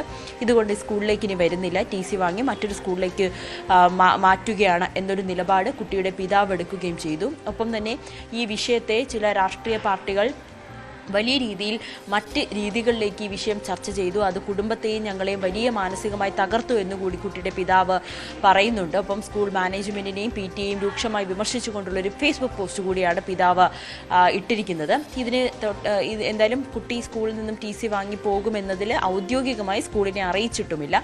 10 മണിക്ക് കുട്ടിയുടെ പിതാവ് മാധ്യമങ്ങളെ കാണുമെന്ന് അറിയിച്ചിട്ടുണ്ട്. സ്കൂൾ പ്രിൻസിപ്പൽ അല്പസമയത്തിനുള്ളിൽ തന്നെ മാധ്യമങ്ങളെ കാണും. തീർച്ചയായും നമ്മൾ ഈ വിഷയം ഇത് അവസാനിച്ചു, ഇത് സമവായത്തിലേക്ക് എത്തി എന്ന് വിചാരിക്കുന്നിടത്ത് നിന്ന് വീണ്ടും തുടങ്ങുകയാണ്, വീണ്ടും പ്രശ്നങ്ങളിലേക്ക് കാര്യങ്ങൾ മുന്നോട്ട് പോവുകയാണ്. ഇപ്പോഴിതാ സമസ്തയടക്കം വിഷയത്തിൽ ഇടപെട്ട സാഹചര്യമുണ്ട്.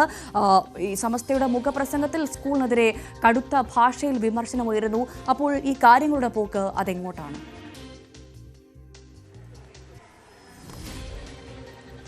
ഭവ്യ, എന്തായാലും ഇനി കുട്ടി സ്കൂളിൽ നിന്നും TC വാങ്ങി മാറാൻ തീരുമാനിച്ചിരിക്കുന്ന സാഹചര്യത്തിൽ ഇനി ഇതിൽ പുതിയൊരു വിവാദങ്ങളിലേക്കൊന്നും വഴിവെക്കില്ല എന്ന് പ്രതീക്ഷിക്കുന്നു. പകരം ഇനി ഒരു നിയമ നടപടികളുമായിട്ടായിരിക്കും സ്കൂളും കുട്ടിയും മുന്നോട്ട് പോവുക എന്നാണ് അറിയാൻ സാധിക്കുന്നത്. എന്തായാലും നേരത്തെ തന്നെ കോടതിയുടെ പരിഗണനയിലുള്ള ഒരു കേസ് കൂടിയാണ്.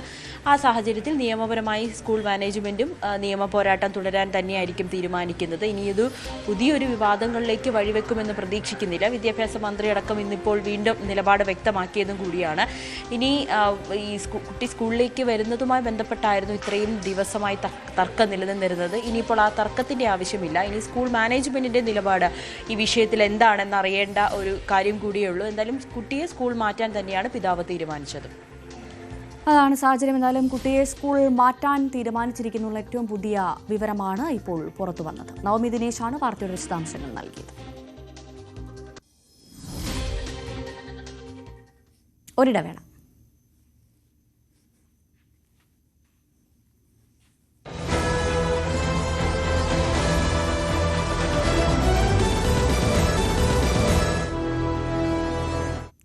പേരാമ്പ്രയിൽ UDF പ്രവർത്തകരുടെ വീടുകളിൽ പോലീസിന്റെ പരിശോധന. 2 പ്രവർത്തകർ കസ്റ്റഡിയിൽ. Block Congress committee general secretary Vinodan Kallur, Congress പ്രവർത്തകനായ മണി പൈതോത്ത് എന്നിവരെയാണ് പോലീസ് അറസ്റ്റ് ചെയ്തത്. MS അനീഷ് കുമാർ വിവരങ്ങളുമായി ചേരുന്നു. അനീഷ്, കഴിഞ്ഞ ദിവസം ഉണ്ടായ സംഘർഷത്തിന്റെ ഭാഗ്യപത്രം തന്നെയാണ് ഈ സംഭവം എന്ന കാര്യത്തിൽ സംശയമില്ല. എന്താണ് പോലീസ് നടപടിക്ക് ആധാരം? വിവരങ്ങൾ എന്തൊക്കെയാണ്? ഭവ്യ, ഷാഫി പറമ്പിൽ MP-ക്ക് പരിക്കേറ്റ സംഭവങ്ങളുമായി ബന്ധപ്പെട്ടുള്ള അന്വേഷണത്തിന്റെ തുടർച്ചയിലാണ് സ്ഫോടക വസ്തു UDF പ്രവർത്തകരുടെ ഭാഗത്തു നിന്നും പോലീസിന്റെ നേരെ എറിഞ്ഞു എന്ന് കണ്ടെത്തിയത്. ഇതിന് ഫോറൻസിക് പരിശോധനയിൽ പിന്നീട് തെളിയുകയും ചെയ്തിരുന്നു. ഇതിന്റെ തുടർച്ചയായാണ് കേസെടുക്കുകയും അന്വേഷണം ആരംഭിക്കുകയും ചെയ്ത് ഇതിനകം തന്നെ 5 പ്രവർത്തകരെ നേരത്തെ പോലീസ് അറസ്റ്റ് ചെയ്തിരുന്നു. ഇതിന്റെ തുടർച്ചയായി നടത്തിയ അന്വേഷണത്തിൽ ഇന്ന് രാവിലെ കോൺഗ്രസ് പ്രവർത്തകരുടെ വീടുകളിൽ പരിശോധന നടത്തുകയും block Congress committee general secretary Vinodan Kallur, Congress പ്രവർത്തകനായ മണി പൈതോത്ത് എന്നിവരെ അറസ്റ്റ് ചെയ്യുകയുമാണ് ഉണ്ടായത്. ഇതോടെ 7 പേരെ സംഭവവുമായി ബന്ധപ്പെട്ട് പോലീസ് അറസ്റ്റ് ചെയ്തിട്ടുണ്ട്. പോലീസിന്റെ ഈ നീക്കത്തിനെതിരെ നേരത്തെ തന്നെ കോൺഗ്രസ് രംഗത്തെത്തിയിരുന്നു. കോൺഗ്രസും ലീഗും ചേർന്ന് UDF പ്രവർത്തകർ ഇന്നലെ ഈ പേരാമ്പ്ര DYSP ഓഫീസിന് മുന്നിൽ സത്യാഗ്രഹ സമരം നടത്തിയിരുന്നു. അന്യായമായി പോലീസ് ആളുകളെ കസ്റ്റഡിയിൽ വെക്കുകയാണ്. CPM-ന്റെ തിരക്കഥ അനുസരിച്ചാണ് പേരാമ്പ്ര പോലീസ് കാര്യങ്ങൾ മുന്നോട്ട് നീക്കുന്നത് എന്നീ ആരോപണങ്ങളാണ് അവർ മുന്നോട്ട് വെച്ചത്. ഒപ്പം ചില ദൃശ്യങ്ങൾ അവർ ഇന്നലെ പുറത്തുവിടുകയും ചെയ്തിരുന്നു. അതായത് പോലീസിന്റെ ഭാഗത്തു നിന്നാണ് സ്ഫോടനം ഏറുണ്ടായത്. ആ എറിഞ്ഞ ഗ്രനേഡ് പോലീസിന്റെ ഭാഗത്ത് വീണ് നിലത്ത് വീണ് പൊട്ടുന്ന അടക്കമുള്ള ദൃശ്യങ്ങൾ പുറത്തുവിടുകയും ചെയ്തു. ഒപ്പം പേരാമ്പ്ര ഡിവൈഎസ്പിയുടെ പക്കൽ ലാത്തിക്കൊപ്പം ഒരു ഗ്രനേഡും കയ്യിൽ വെച്ചിരിക്കുന്നതിന്റെ ദൃശ്യങ്ങളും പുറത്തുവിട്ടിരുന്നു. ഇതുവഴി ഈ പോലീസ് തന്നെ ചെയ്ത ഒരു കൃത്യം അത് കോൺഗ്രസ് പ്രവർത്തകരുടെ അല്ലെങ്കിൽ ലീഗ് പ്രവർത്തകരുടെ മേൽ ചുമത്താൻ ശ്രമിക്കുകയാണ് എന്ന ആരോപണമാണ് മുന്നോട്ട് വെച്ചത്. ഒപ്പം ഈ ഷാഫി പറമ്പിൽ MP-ക്കെതിരെ പോലീസുകാരുടെ ഭാഗത്തു നിന്ന് തന്നെ ആക്രമണം ഉണ്ടായി എന്ന് റൂറൽ SP സ്ഥിരീകരിച്ചിരുന്നു. അദ്ദേഹം ഇക്കാര്യം വെളിപ്പെടുത്തുകയും ചെയ്തു. എന്നാൽ അതിനുശേഷവും ഈ കുറ്റക്കാരായവരെ കണ്ടെത്തുകയോ അവർക്കെതിരെ അച്ചടക്ക നടപടികളോ സ്വീകരിക്കുകയോ ചെയ്യുന്നില്ലെന്ന് കോൺഗ്രസ് പറയുന്നു. ഇക്കാര്യം ചൂണ്ടിക്കാണിച്ച് DGPക്ക് പരാതി നൽകുന്നു. 2 ദിവസത്തിനുള്ളിൽ നടപടി എടുത്തില്ലെങ്കിൽ റൂറൽ SP-യുടെ ഓഫീസിലേക്ക് മാർച്ച് നടത്തും, അദ്ദേഹത്തിന്റെ വീട് ഉപരോധിക്കും എന്നീ കാര്യങ്ങളും മുന്നോട്ട് വെച്ചിരുന്നു. എന്തായാലും ഒരു വശത്ത് അന്വേഷണവുമായി പോലീസ് ശക്തമായി മുന്നോട്ട് പോവുകയാണ്. കൂടുതൽ പ്രവർത്തകർക്കെതിരെ നടപടി ഉണ്ടാവാനാണ് സാധ്യത. ഈ 2 UDF പ്രവർത്തകർ ഇപ്പോൾ കസ്റ്റഡിയിലുണ്ടെന്ന് മനസ്സിലാക്കുന്നു. ഈ 2 പേർക്കും ഈ കഴിഞ്ഞ ദിവസം നടന്ന സംഘർഷവുമായി വലിയ ബന്ധമുണ്ട് എന്നതിന്റെ അടിസ്ഥാനത്തിലാണ് ഇവരെ ഇപ്പോൾ കസ്റ്റഡിയിലെടുത്തത് പോലീസ്. തീർച്ചയായും അന്ന് നടന്ന സംഭവവാസങ്ങളെ കുറിച്ച് പോലീസ് കൃത്യമായി വീഡിയോ ദൃശ്യങ്ങൾ പരിശോധിച്ചിരുന്നു. പുറത്ത് ലഭ്യമായ വീഡിയോകൾക്കൊപ്പം പോലീസിന്റെ ഉദ്യോഗസ്ഥരും ഈ വീഡിയോ ദൃശ്യങ്ങൾ പകർത്തുകയുണ്ടായിരുന്നു. ഈ സ്ഫോടനം നടന്ന സമയത്ത് അല്ലെങ്കിൽ ഈ സ്ഫോടക വസ്തു എറിഞ്ഞ സമയത്ത് ആ പ്രദേശങ്ങളിൽ തന്നെ ഉണ്ടായിരുന്ന അല്ലെങ്കിൽ പോലീസിനെതിരെ ആക്രോശം നടത്തുകയും പോലീസുകാരെ അധിക്ഷേപിച്ച് സംസാരിക്കുകയും ഒക്കെ ചെയ്ത ആളുകളെയാണ് ഇപ്പോൾ തിരിച്ചറിഞ്ഞിരിക്കുന്നതെന്ന് പോലീസ് പറയുന്നു. അങ്ങനെയുള്ളവരെ കണ്ടെത്തിയാണ് അറസ്റ്റ് ചെയ്തിരിക്കുന്നത്. കൂടുതൽ ആളുകളെ ഇക്കൂട്ടത്തിൽ തിരിച്ചറിഞ്ഞിട്ടുണ്ട്. അവർക്കെതിരെയും നടപടികൾ ഉണ്ടാവും. ഒപ്പം ഈ 2 പേർക്കൊപ്പം മറ്റു ചില കോൺഗ്രസ് പ്രവർത്തകരുടെ അല്ലെങ്കിൽ UDF പ്രവർത്തകരുടെ വീടുകളിൽ പോയി പോലീസ് പരിശോധന നടത്തിയെന്നാണ് അറിയാൻ കഴിയുന്നത്. വരും ദിവസങ്ങളിൽ കൂടുതൽ നടപടികൾ ഉണ്ടാവും. നമുക്കറിയാം 1000-ലധികം അടുത്ത പേരാണ് ഈ പല സംഭവങ്ങളായി അന്യായമായി ഈ സംഘം ചേർന്ന് കലാപം ഉണ്ടാക്കാൻ ശ്രമിച്ചു അല്ലെങ്കിൽ റോഡ് ഉപരോധിച്ചു എന്നടക്കമുള്ള കുറ്റങ്ങൾക്ക് 600-ലധികം പേരുടെ മുകളിൽ കേസെടുത്തിരുന്നു. ഒപ്പം രണ്ടാമതൊരു FIR രജിസ്റ്റർ ചെയ്തിരുന്നു. അതായത് സ്ഫോടക വസ്തു പോലീസ് ഉദ്യോഗസ്ഥരുടെ ഭാഗത്തേക്ക് എറിയുകയും അവർക്ക് ജീവഹാനി വരുത്താൻ ശ്രമിക്കുകയും ചെയ്തു എന്ന പേരിൽ രണ്ടാമതൊരു FIR കൂടി രജിസ്റ്റർ ചെയ്യുന്നു. അതിലും കണ്ടാൽ അറിയാവുന്ന ആളുകൾ എന്നാണ് രേഖപ്പെടുത്തിയിരിക്കുന്നത്. അത്തരത്തിൽ കണ്ടാൽ അറിയാവുന്ന ആളുകൾ എന്ന് പറഞ്ഞവരിൽ നിന്നും വീഡിയോ ദൃശ്യങ്ങൾ വഴി തിരിച്ചറിഞ്ഞ ആളുകളുടെ വീട്ടിലാണ് പരിശോധന നടത്തുകയും അവരെ കസ്റ്റഡിയിലെടുക്കുകയും ചെയ്തിരിക്കുന്നത്. ഇപ്പോൾ നിലവിൽ 7 UDF പ്രവർത്തകർ കസ്റ്റഡിയിലായിട്ടുണ്ട്. ഇനിയും UDF പ്രവർത്തകരുടെ വീടുകളിൽ പരിശോധന നടത്തുകയും കൂടുതൽ ആളുകളെ കസ്റ്റഡിയിലെടുക്കുകയും ചെയ്യുമെന്നാണ് അറിയിച്ചിരിക്കുന്നത്. എന്തായാലും CPM-ന്റെ ഒരു തിരക്കഥ അനുസരിച്ചാണ് ഈ പോലീസ് പ്രവർത്തിക്കുന്നതെന്ന ആരോപണമാണ് കോൺഗ്രസ് മുന്നോട്ട് വെച്ചത്. വരും ദിവസങ്ങളിൽ ശക്തമായ സമരങ്ങൾ പോലീസിനെതിരെ ഉണ്ടാവും എന്ന് തന്നെയാണ് നമുക്ക് നൽകാൻ കഴിയുന്ന വിവരം. സനീഷ് കുമാറാണ് വിവരങ്ങൾ നൽകിയത്.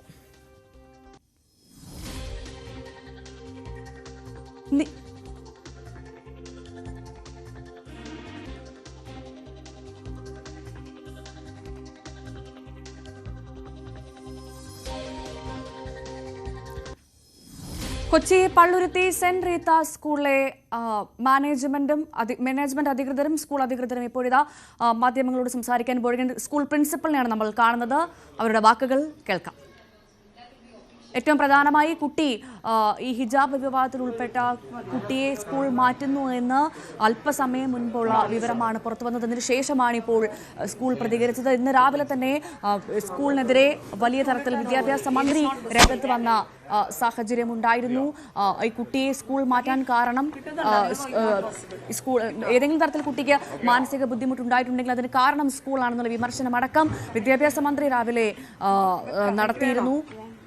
ഇപ്പോൾ സ്കൂൾ പ്രിൻസിപ്പൽ സംസാരിക്കാൻ പോവുകയാണ്. ഇത്തരത്തിൽ വിദ്യാഭ്യാസ മന്ത്രിയുടെ ഭാഗത്തു നിന്നടക്കം വലിയ വിമർശനം സ്കൂളിനുണ്ടായ സാഹചര്യത്തിൽ കുട്ടിയെ സ്കൂളിൽ നിന്ന് TC വാങ്ങി മറ്റൊരു സ്കൂളിലേക്ക് ചേർക്കാൻ പോകുന്നു എന്ന് പിതാവ് പറഞ്ഞതിന് ശേഷം ആണ് ഇപ്പോഴിതാ ഈ ഹിജാബ് വിവാദത്തിൽ സ്കൂൾ പ്രിൻസിപ്പൽ തന്നെ സംസാരിക്കാൻ പോകുന്നത്. 10 മണിയോടനുബന്ധിച്ച് കുട്ടിയുടെ പിതാവും മാധ്യമങ്ങളെ കാണും എന്നുള്ള വിവരങ്ങൾ പുറത്തു വന്നിരുന്നു. ഏറ്റവും പ്രധാനമായി ഈ വിഷയത്തിൽ സമസ്തയടക്കം ഇടപെട്ട സാഹചര്യമാണ്. വിദ്യാഭ്യാസ മന്ത്രിയുടെ പ്രസ്താവന അനുകൂലിച്ചുകൊണ്ട് സമസ്തയടക്കം രംഗത്ത് വന്നിരുന്നു. ഇപ്പോഴിതാ സ്കൂൾ പ്രിൻസിപ്പൽ തന്നെ സംസാരിക്കാൻ പോവുകയാണ്. എന്തായാലും കുട്ടിയെ സ്കൂൾ മാറ്റാൻ കുട്ടിയുടെ മാതാപിതാക്കൾ തീരുമാനിച്ചു കഴിഞ്ഞിട്ടുണ്ട്. ഇതുവരെ മാനേജ്മെന്റിന് ഒരു മറുപടി നൽകാൻ തയ്യാറായിട്ടില്ല കുട്ടിയുടെ പിതാവ് എന്നുള്ളതാണ് ഏറ്റവും ശ്രദ്ധേയമായ കാര്യം. ഏറ്റവും തുടക്കത്തിൽ ഈ വിഷയം 10 മിനിറ്റിൽ സംസാരിച്ച് തീർക്കേണ്ട ഒരു വിഷയമായിരുന്നു. അതിനെയാണ് പരിഹരിച്ചൊരു വിഷയത്തെ വീണ്ടും പരിഹരിച്ച് വിദ്യാഭ്യാസ മന്ത്രി അടക്കം കുളമാക്കി നമ്മൾ കണ്ടതാണ്. ഇപ്പോൾ എന്തായാലും ആ സ്കൂളിൽ നിന്ന് കുട്ടിയെ മാറ്റാൻ തീരുമാനിച്ചിരിക്കുകയാണ് കുട്ടിയുടെ പിതാവ്.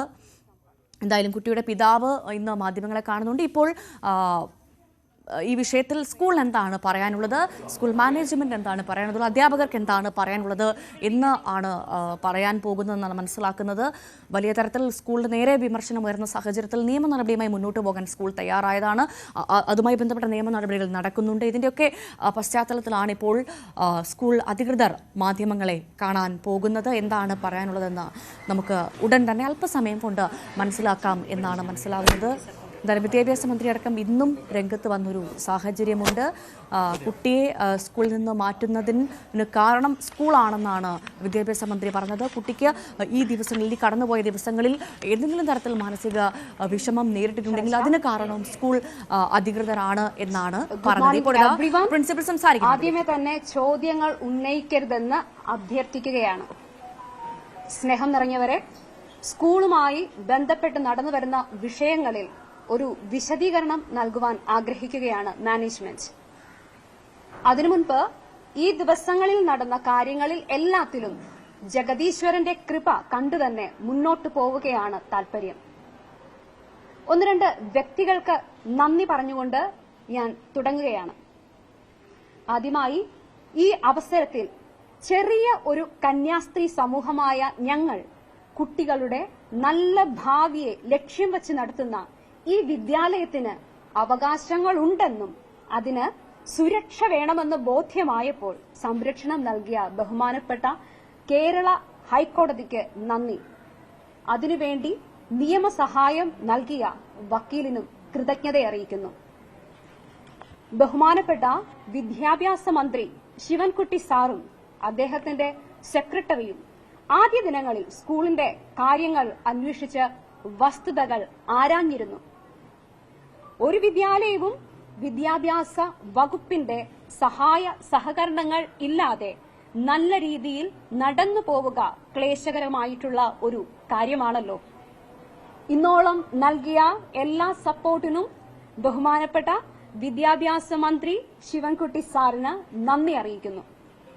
അതുപോലെ എറണാകുളത്തിന്റെ ബഹുമാനപ്പെട്ട MP ശ്രീ ഹൈബി ഈഡൻ ഇവിടെ ഈ കാര്യങ്ങൾ രമ്യമായി പരിഹരിക്കാൻ എത്തുകയുണ്ടായി. അന്നേ ദിനം അദ്ദേഹത്തെ ഞങ്ങൾക്ക് കാണുവാൻ കഴിഞ്ഞിരുന്നില്ല. ആദ്യമായിട്ടല്ല അദ്ദേഹം ഈ സ്കൂളിലേക്കും പരിസരത്തേക്കും കടന്നു വരുന്നത്. അദ്ദേഹത്തിനും ഞങ്ങൾക്കെന്നും പ്രോത്സാഹനം നൽകി പോരുന്ന സ്ഥലം MLA ശ്രീ K. ബാബുവിനും സമയം കണ്ടെത്തി ഇവിടെ എത്തിയതിൽ ഞങ്ങൾ നന്ദി പറയുകയാണ്.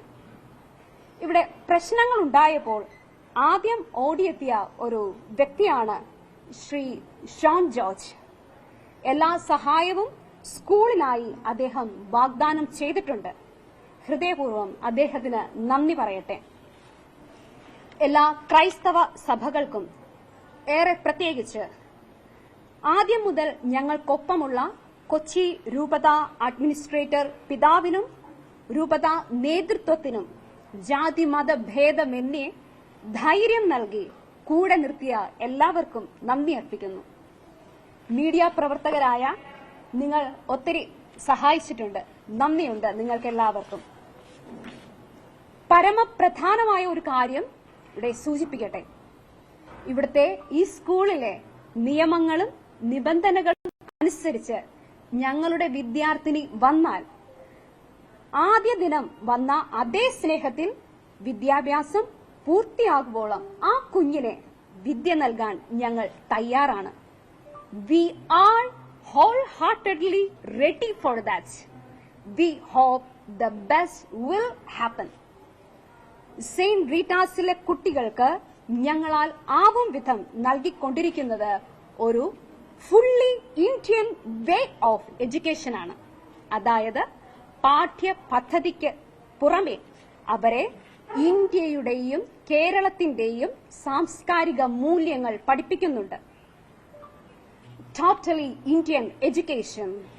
I mean, beyond the curriculum, we teach our students the culture, tradition, and what all good both Bharat and Kerala have.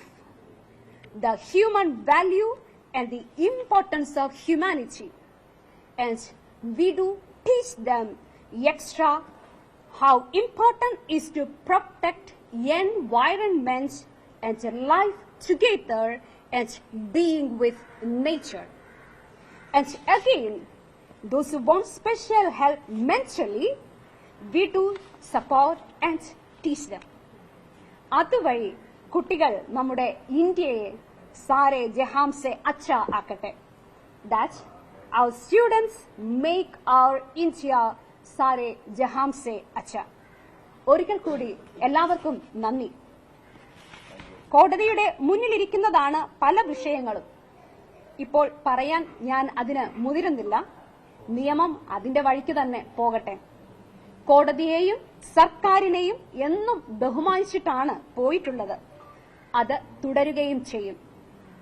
Please spread A culture of harmony, love and piece. നല്ല ഒരു ദിനം ആശംസിക്കുന്നു. Have A good day. Thank you. No more questions.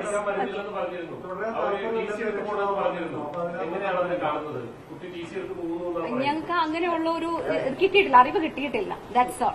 Anyway നമ്മുടെ കാര്യങ്ങളെല്ലാം പറഞ്ഞു കഴിഞ്ഞു. ഞങ്ങൾ എങ്ങനെ അഭിമുഖീകരിക്കും എന്നുള്ളതും പറഞ്ഞു കഴിഞ്ഞു.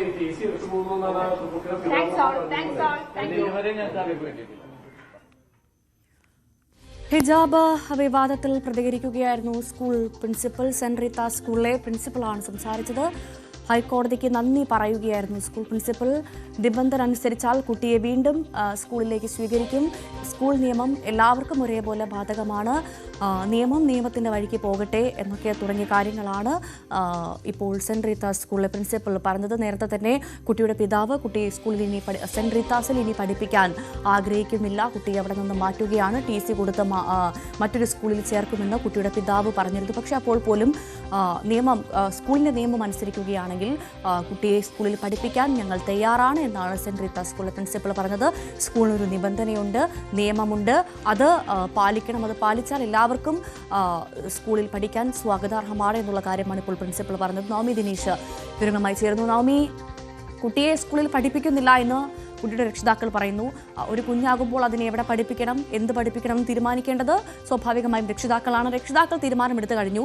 പക്ഷേ സ്കൂളിന്റെ നിലപാട് വളരെ വ്യക്തമായി പ്രിൻസിപ്പൽ ഇപ്പോൾ പറയുകയാണ്. കുട്ടി സ്കൂളിന്റെ നിയമം അനുസരിക്കുകയാണെങ്കിൽ, നിബന്ധന അനുസരിച്ചാൽ സ്വീകരിക്കും, കുട്ടിയെ സ്കൂളിൽ പഠിപ്പിക്കാൻ ഞങ്ങൾ തയ്യാറാണ് എന്ന് പ്രിൻസിപ്പലും പറയുന്നു.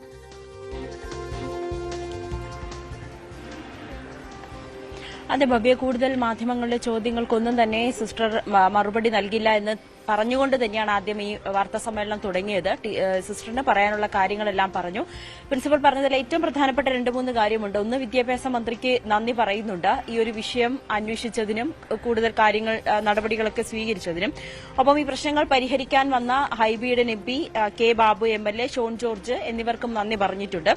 സ്കൂൾ നിയമങ്ങൾ അനുസരിച്ച് തന്നെ കുട്ടി തിരിച്ചു വന്നു കഴിഞ്ഞാൽ അത് ആ രീതിയിൽ തന്നെ കുട്ടിയെ ഇവിടെ സ്വീകരിക്കും. ആദ്യം കുട്ടി വന്നപ്പോൾ ഏത് മനസ്സോടെയാണോ സ്വീകരിച്ചത് ആ രീതിയിൽ തന്നെയായിരിക്കും ഇനിയും സ്വീകരിക്കുക എന്ന് തന്നെയാണ് ഇപ്പോൾ വീണ്ടും സിസ്റ്റർ പറഞ്ഞിരിക്കുന്നത്. അതോടൊപ്പം തന്നെ കോടതിയിൽ മുന്നിലിരിക്കുന്ന വിഷയമാണ്, അതിലൊന്നും ഇപ്പോൾ പ്രതികരിക്കുന്നില്ല. നിയമത്തിന്റെ വഴിക്ക് തന്നെ പോകട്ടെ എന്നുകൂടി പറഞ്ഞ് അവസാനിപ്പിക്കുകയാണ്. ഒരു കാര്യം കൂടി, ഈ കുട്ടിയുടെ പിതാവ് കുട്ടിയെ TC വാങ്ങി മാറ്റുകയാണല്ലോ എന്ന് ചോദിച്ചപ്പോൾ അതിൽ ഞങ്ങൾക്ക് അത്തരത്തിലുള്ള വിവരങ്ങളൊന്നും ലഭിച്ചിട്ടില്ല, കൂടുതലൊന്നും പറയാനില്ല എന്ന് പറഞ്ഞുകൊണ്ടാണ് സിസ്റ്റർ മടങ്ങുകയും ചെയ്തത്. എന്തായാലും ഈ വിഷയത്തിൽ സ്കൂളിന്റെ നിലപാട് ഇത്തരത്തിലാണ്. ഇനി ഇതിൽ കൂടുതലൊന്നും പ്രതികരണം അവർ തരില്ല എന്ന് തന്നെയാണ് ഉറച്ച് പറയുന്നത്. ഇനി എന്താണ്, കുട്ടിയുടെ പിതാവ് മാധ്യമങ്ങളെ കാണുന്നുണ്ട്, കുട്ടിയെ TC വാങ്ങി മാറ്റും, സ്കൂളിൽ നിന്ന് മാറ്റുമെന്ന ഉറച്ച നിലപാടിൽ തന്നെയാണ് അവരും നിൽക്കുന്നത്. ഇനി നിയമ നടപടി കോടതികളാണ്, അത് കോടതിയുടെ മുന്നിൽ പല കാര്യങ്ങളും ഇരിക്കുന്നത് കൊണ്ട് അക്കാര്യങ്ങളിലേക്കൊന്നും ഇടപെടുന്നില്ല, നിയമത്തിന്റെ വഴിക്ക് പോകട്ടെ എന്നുകൂടി പറഞ്ഞുകൊണ്ടാണ് പ്രിൻസിപ്പൽ വാക്കുകൾ അവസാനിപ്പിച്ചിരിക്കുന്നത്. എന്തായാലും ഈ വിഷയത്തിൽ സ്കൂളിന്റെ ഒരു നിലപാട് ആ രീതിയിൽ തന്നെയാണ്. ഇതിൽ കൂടുതൽ പ്രതികരണങ്ങളൊന്നും തന്നെ ഇനി ഞങ്ങൾ തരില്ല എന്നുകൂടി പ്രിൻസിപ്പൽ പറഞ്ഞിട്ടുണ്ട്. ഈ വിഷയത്തിൽ ഇനി എന്താണ് തുടർ നീക്കങ്ങൾ എന്ന രീതിയിലേക്ക് നിയമ നടപടി എന്നതിനപ്പുറത്തേക്ക് മറ്റൊന്നും തന്നെ സ്കൂളും മുന്നോട്ട് പോകുന്നില്ല. കുട്ടി എന്നാണ് ആദ്യം ഈ സ്കൂളിലേക്ക് എത്തിയപ്പോൾ ഏത് രീതിയിലാണോ, അതായത് സ്കൂളിന്റെ നിയമങ്ങൾ പാലിച്ചുകൊണ്ട് കുട്ടി വന്നു കഴിഞ്ഞാൽ ആദ്യം എങ്ങനെയാണോ സ്കൂള് സ്വീകരിച്ചത് തുടരുക. ഇപ്പോൾ ഈ ഹിജാബ് വിഷയത്തിൽ സമസ്തയുടെ അബ്ദുൾ സമദ് പൂക്കോട്ടൂർ സംസാരിക്കുന്നു. അതിലേക്ക്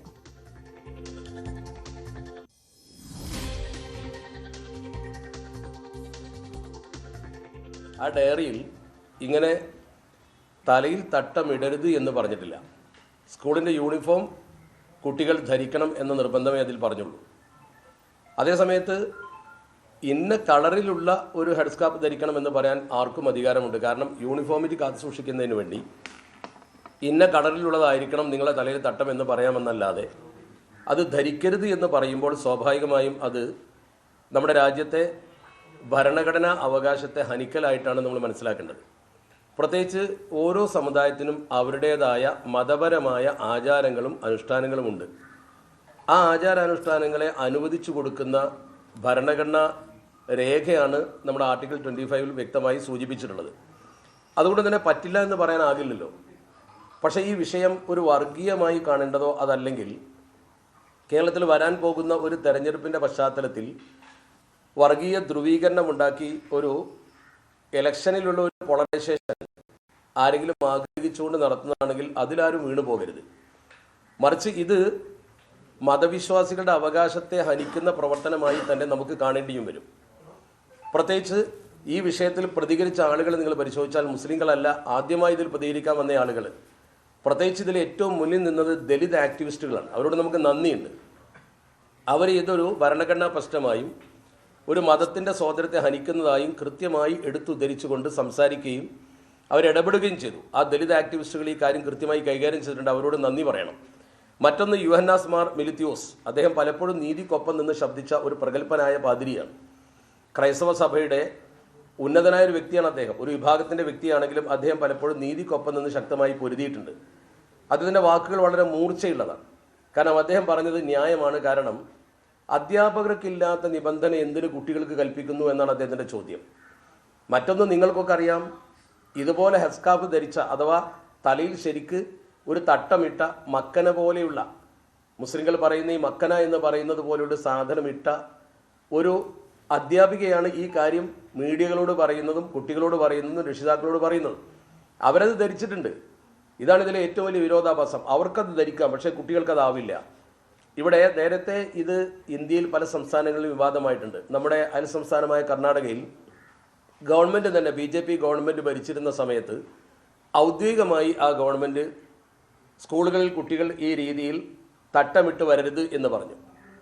അത് ഹൈക്കോടതിയിൽ പോയി, പിന്നെ സുപ്രീം കോടതിയിൽ പോയി. സുപ്രീം കോടതി ജഡ്ജിമാർ രണ്ടഭിപ്രായങ്ങൾ പറഞ്ഞു. ഈ വ്യത്യസ്ത അഭിപ്രായങ്ങൾ ഇന്ത്യയിൽ നിലനിൽക്കുന്നുണ്ട്. നിയമജ്ഞരൊക്കെ പറയുന്നത് ഇത് മതസ്വാതന്ത്ര്യത്തിൻ്റെ ഭാഗമാണ്, ആർട്ടിക്കിൾ 25 അനുസരിച്ചുകൊണ്ട് അവർക്ക് അവരുടേതായ മതവിശ്വാസം കാത്തു സൂക്ഷിക്കാൻ അർഹതയുണ്ട് എന്നാണ്. ഇതിന് ഒരു പ്രത്യേകമായ വ്യാഖ്യാനവും കൂടി നമ്മൾ നൽകേണ്ടതുണ്ട്. കോടതി നൽകിയിട്ടുണ്ട്. നിങ്ങൾക്കൊക്കെ അറിയാവുന്നതുപോലെ, പൊതുസമൂഹത്തിന് അറിയാവുന്ന പോലെ, എന്തെങ്കിലും ഒരാൾ ഒരു ഗുരുത്തക്കേട് കാണിച്ച് അല്ലെങ്കിൽ ഒരു നിയമം ലംഘിച്ച് അതെൻ്റെ മതത്തിൻ്റെ അവകാശമാണ് എന്ന് പറയുന്നതിൽ യാതൊരു അർത്ഥവുമില്ല. അതിനൊരിക്കലും അനുമതി കൊടുക്കാനും പാടില്ല. ഇപ്പോൾ ഓരോ വിഭാഗത്തിൻ്റെയും മതപരമായ പശ്ചാത്തലം വെച്ചുകൊണ്ട് അവർക്ക് എന്തും ചെയ്യാനൊന്നും ഇന്ത്യയിൽ അധികാരമില്ല. അതുകൊണ്ടാണ് ഈ വിഷയത്തെ കോടതി വ്യാഖ്യാനിച്ചുകൊണ്ട് ERP എന്ന് പറയുന്ന കൃത്യമായ ഒരു മാർഗരേഖ പുറപ്പെടുവിച്ചിട്ടുണ്ട്. എല്ലാവർക്കും അറിയാം, എസെൻഷ്യൽ റിലീജിയസ് പ്രാക്ടീസ് എന്ന് പറഞ്ഞാൽ അടിസ്ഥാനപരമായി ഒരാൾക്ക് തൻ്റെ മതപരമായ വിശ്വാസാചാരങ്ങൾ നിലനിർത്താനുള്ള അവകാശം. അതാണ് എസെൻഷ്യൽ റിലീജിയസ് പ്രാക്ടീസ്. അതവൻ നിർവഹിച്ചേ പറ്റൂ. ഒരു മുസ്ലിം സ്ത്രീയെ സംബന്ധിച്ചിടത്തോളം അവൾ ഇസ്ലാമിൽ വിശ്വസിക്കുന്ന പെണ്ണാണെങ്കിൽ അവൾക്ക് തട്ടമിട്ടേ പറ്റൂ. അത് മതത്തിൻ്റെ നിയമമാണ്. ലംഘിക്കുന്നവരെക്കുറിച്ചുള്ള ചർച്ച വേറെ. മദ്യപിക്കുന്ന മുസ്ലിങ്ങളുണ്ടാകും, നമസ്കരിക്കാത്ത മുസ്ലിങ്ങളുണ്ടാകും, അവർ മുസ്ലിമായി അറിയപ്പെടും. കളവ് നടത്തുന്ന മുസ്ലിങ്ങളുണ്ടാവും. എല്ലാ മതത്തിൻ്റെയും നിയമങ്ങളെ പാടെ ലംഘിക്കുന്നവരും വെല്ലുവിളിക്കുന്നവരും ആ നിയമം ഞങ്ങൾ അംഗീകരിക്കില്ലെന്ന് പറയുന്നവരും ആ മതത്തിൻ്റെ ആളുകളായി അറിയപ്പെടുന്നുണ്ടാവും. മതത്തിൻ്റെ എല്ലാ ആനുകൂല്യങ്ങളും അവർ സ്വീകരിക്കുന്നുണ്ടാവും. പക്ഷേ അത് പൊതുകാര്യത്തോട് ചേർത്ത് പറയാൻ പറ്റില്ല. ഈ സ്കൂളിൽ തന്നെ കുറേ കുട്ടികൾ മുസ്ലിങ്ങൾ തട്ടമിടാതെ വരുന്നു, പെൺകുട്ടികൾ തട്ടമിടുന്നില്ല. പിന്നെ ഈ കുട്ടിക്ക് എന്ത് എന്ന ചോദ്യത്തിന് ഒരു പ്രസക്തിയുമില്ല. ഈ കുട്ടി തന്നെ ആദ്യകാലത്ത് തട്ടമിട്ടിട്ടില്ല, ഇപ്പോൾ തട്ടമിടുന്നു എന്ന് പറയുമ്പോൾ ആ തട്ടത്തെക്കുറിച്ച് ആ കുട്ടിക്ക് ഒരു ബോധനം മതപണ്ഡിതന്റെ കയ്യിൽ നിന്ന് എന്നാണോ ലഭിക്കുന്നത്? ആ കുട്ടി ആ മതബോധനം അനുസരിച്ചു കൊണ്ടുള്ള ഒരു ധാർമ്മികതയിലേക്ക് ഇന്ന് തിരിച്ചു വരികയാണെങ്കിൽ ആ കുട്ടിക്ക് അതനുസരിക്കാനുള്ള അർഹതയുണ്ട്. അത് ആർട്ടിക്കിൾ 25 ഇന്ത്യയിൽ കൊടുക്കുന്ന അവകാശമല്ലേ? 2018 മുസ്താഖിന്റെ ജസ്റ്റിസ് മുസ്താഖിന്റെ ഒരു വിധിയുണ്ട് ഈ നിയമം നടപ്പാക്കാൻ, അഥവാ അവരുടെ സ്ഥാപനത്തിന്റെ റൂൾ അനുസരിച്ച് കൊണ്ട് അവർക്ക് നിയമങ്ങൾ കൊണ്ടുവരാനുള്ള അർഹതയുണ്ട് എന്ന് കൃത്യമായി അദ്ദേഹം വിധിച്ചിട്ടുണ്ട് എന്നാണ് പറയുന്നത്. അദ്ദേഹം മറിച്ചും വിധിച്ചിട്ടുണ്ട്. അദ്ദേഹത്തിന്റെ മറ്റൊരു കോടതി വിധിയുണ്ട് ഈ വിഷയത്തിൽ. ഇങ്ങനെ തർക്കം വന്ന സമയത്ത് തട്ടമിടുന്നതിന് നിഷേധിക്കാൻ കഴിയില്ല, അത് അവരുടെ സ്വാതന്ത്ര്യമാണ് എന്നും അദ്ദേഹം വിധിച്ചിട്ടുണ്ട്. അതൊരു ചർച്ചാ വിഷയമാണ്.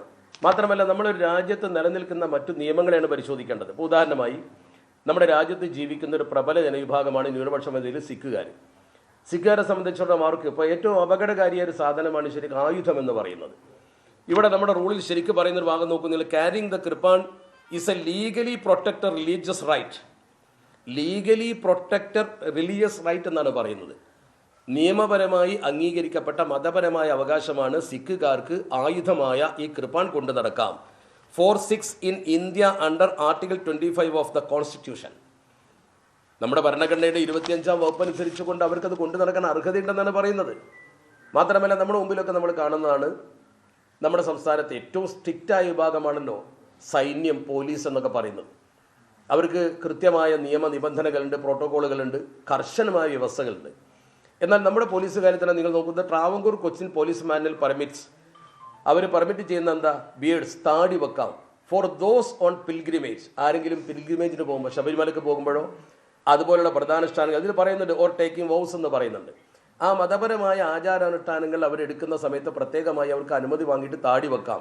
എന്നിട്ട് പറയുന്നു A rule that is protected under the Kerala police act. ഇത് കേരള പോലീസ് ആക്ടിൽ കൃത്യമായി രേഖപ്പെടുത്തപ്പെട്ട കാര്യമാണ്. എന്ന് പറഞ്ഞാൽ ഒരു പോലീസുകാരൻ അവൻ്റെ മതം അനുസരിച്ചുകൊണ്ട് ശബരിമലയ്ക്ക് പോകുമ്പോൾ താടി വെക്കാം. യഥാർത്ഥത്തിൽ അവർക്ക് മൊത്തത്തിൽ അങ്ങനെ താടി വെക്കാൻ അനുമതിയില്ല.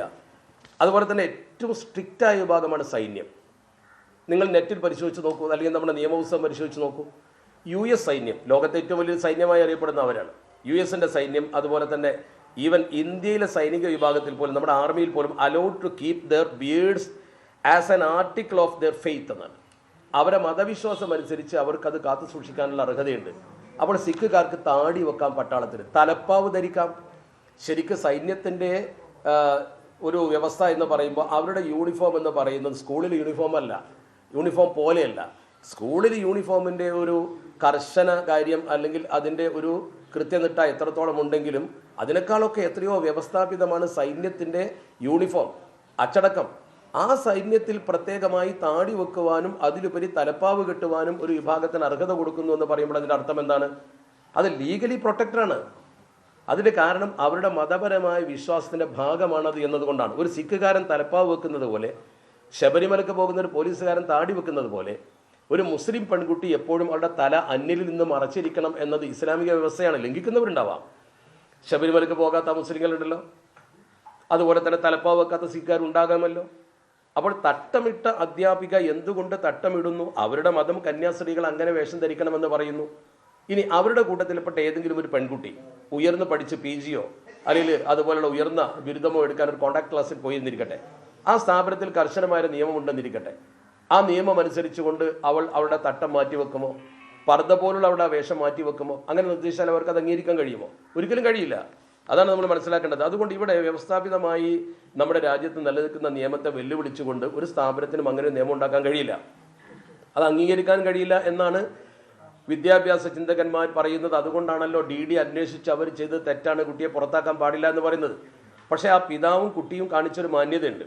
ആ പിതാവിനെ സംബന്ധിച്ചിടത്തോളം അദ്ദേഹം പറഞ്ഞു, PM മനസ് എന്നെ കൊണ്ട് ഒരു പ്രശ്നം ഉണ്ടാകരുത്, എന്നെ കൊണ്ട് ഇവിടെ ഒരു വർഗീയ ചേരിതിരിവ് ഉണ്ടാവരുത്, അതുകൊണ്ട് ഞാൻ എൻ്റെ കുട്ടിയെ അവിടുന്ന് മാറ്റുകയാണ്.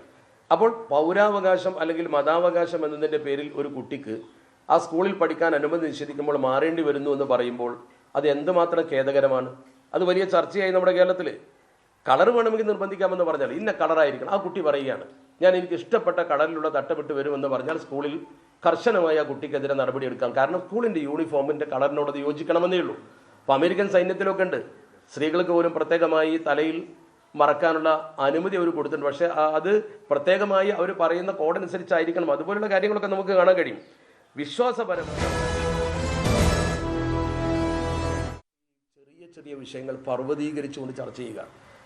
എത്രയോ മുസ്ലിങ്ങൾ നടത്തുന്ന സ്ഥാപനങ്ങളിൽ തട്ടമിടാത്ത മുസ്ലിം കുട്ടികൾ വരുന്നുണ്ട്. ആ കുട്ടികളോട് നമ്മൾ തട്ടമിടാൻ നിർബന്ധിക്കുന്നുണ്ടോ? ഇല്ല.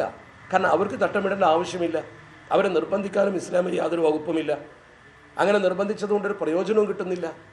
എന്നാൽ മുസ്ലിം കുട്ടികൾ തട്ടമിടുന്നവരിടട്ടെ, ഇടാത്തവരിടാതിരിക്കട്ടെ. യൂണിഫോമിൻ്റെ കളറായിരിക്കണം തട്ടം എന്ന് പറയാമെന്നല്ലാതെ തട്ടമിട്ട ഒരു സ്കൂൾ പ്രിൻസിപ്പൽ അല്ലെങ്കിൽ സ്കൂൾ ഹെഡ്മിസ്ട്രസ് ആ തട്ടമിട്ടുകൊണ്ട് മാധ്യമങ്ങളെ അഭിമുഖീകരിച്ചുകൊണ്ട് പറയുകയാണ് തട്ടമിട്ട് വരാൻ പാടില്ല. ഈ വിരോധാഭാസത്തെയാണ് നമ്മൾ എതിർക്കുന്നത്. ഈ ഭരണഘടനാദത്തമായ അവകാശത്തെ ഹനിക്കുന്നതിനെതിരെയാണ് നമ്മൾ ശബ്ദിക്കുന്നത്. പക്ഷെ ഒരു കാര്യം ഞാൻ വീണ്ടും അടിവരയിട്ട് പറയുന്നു, ഒരിക്കലും ഇതൊരു വർഗീയ വിഷയമാക്കി കേരളത്തിൽ നിലനിൽക്കുന്ന സൗഹൃദം തകരാൻ ഇടയാവാതിരിക്കട്ടെ എന്ന പ്രാർത്ഥനയും അഭ്യർത്ഥനയുമാണ് ഈ സന്ദർഭത്തിൽ പൊതുസമൂഹത്തോട് നൽകാനുള്ളത്.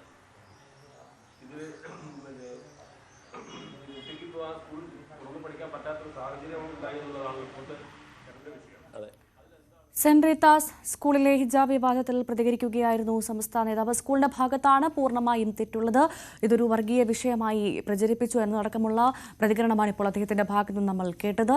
9 മണി വാർത്തയുടെ സമയം പൂർണ്ണമാകുന്നു. ഇടവേളയ്ക്ക് ശേഷം ന്യൂസ് ട്രെൻഡ്സ് കാണാം.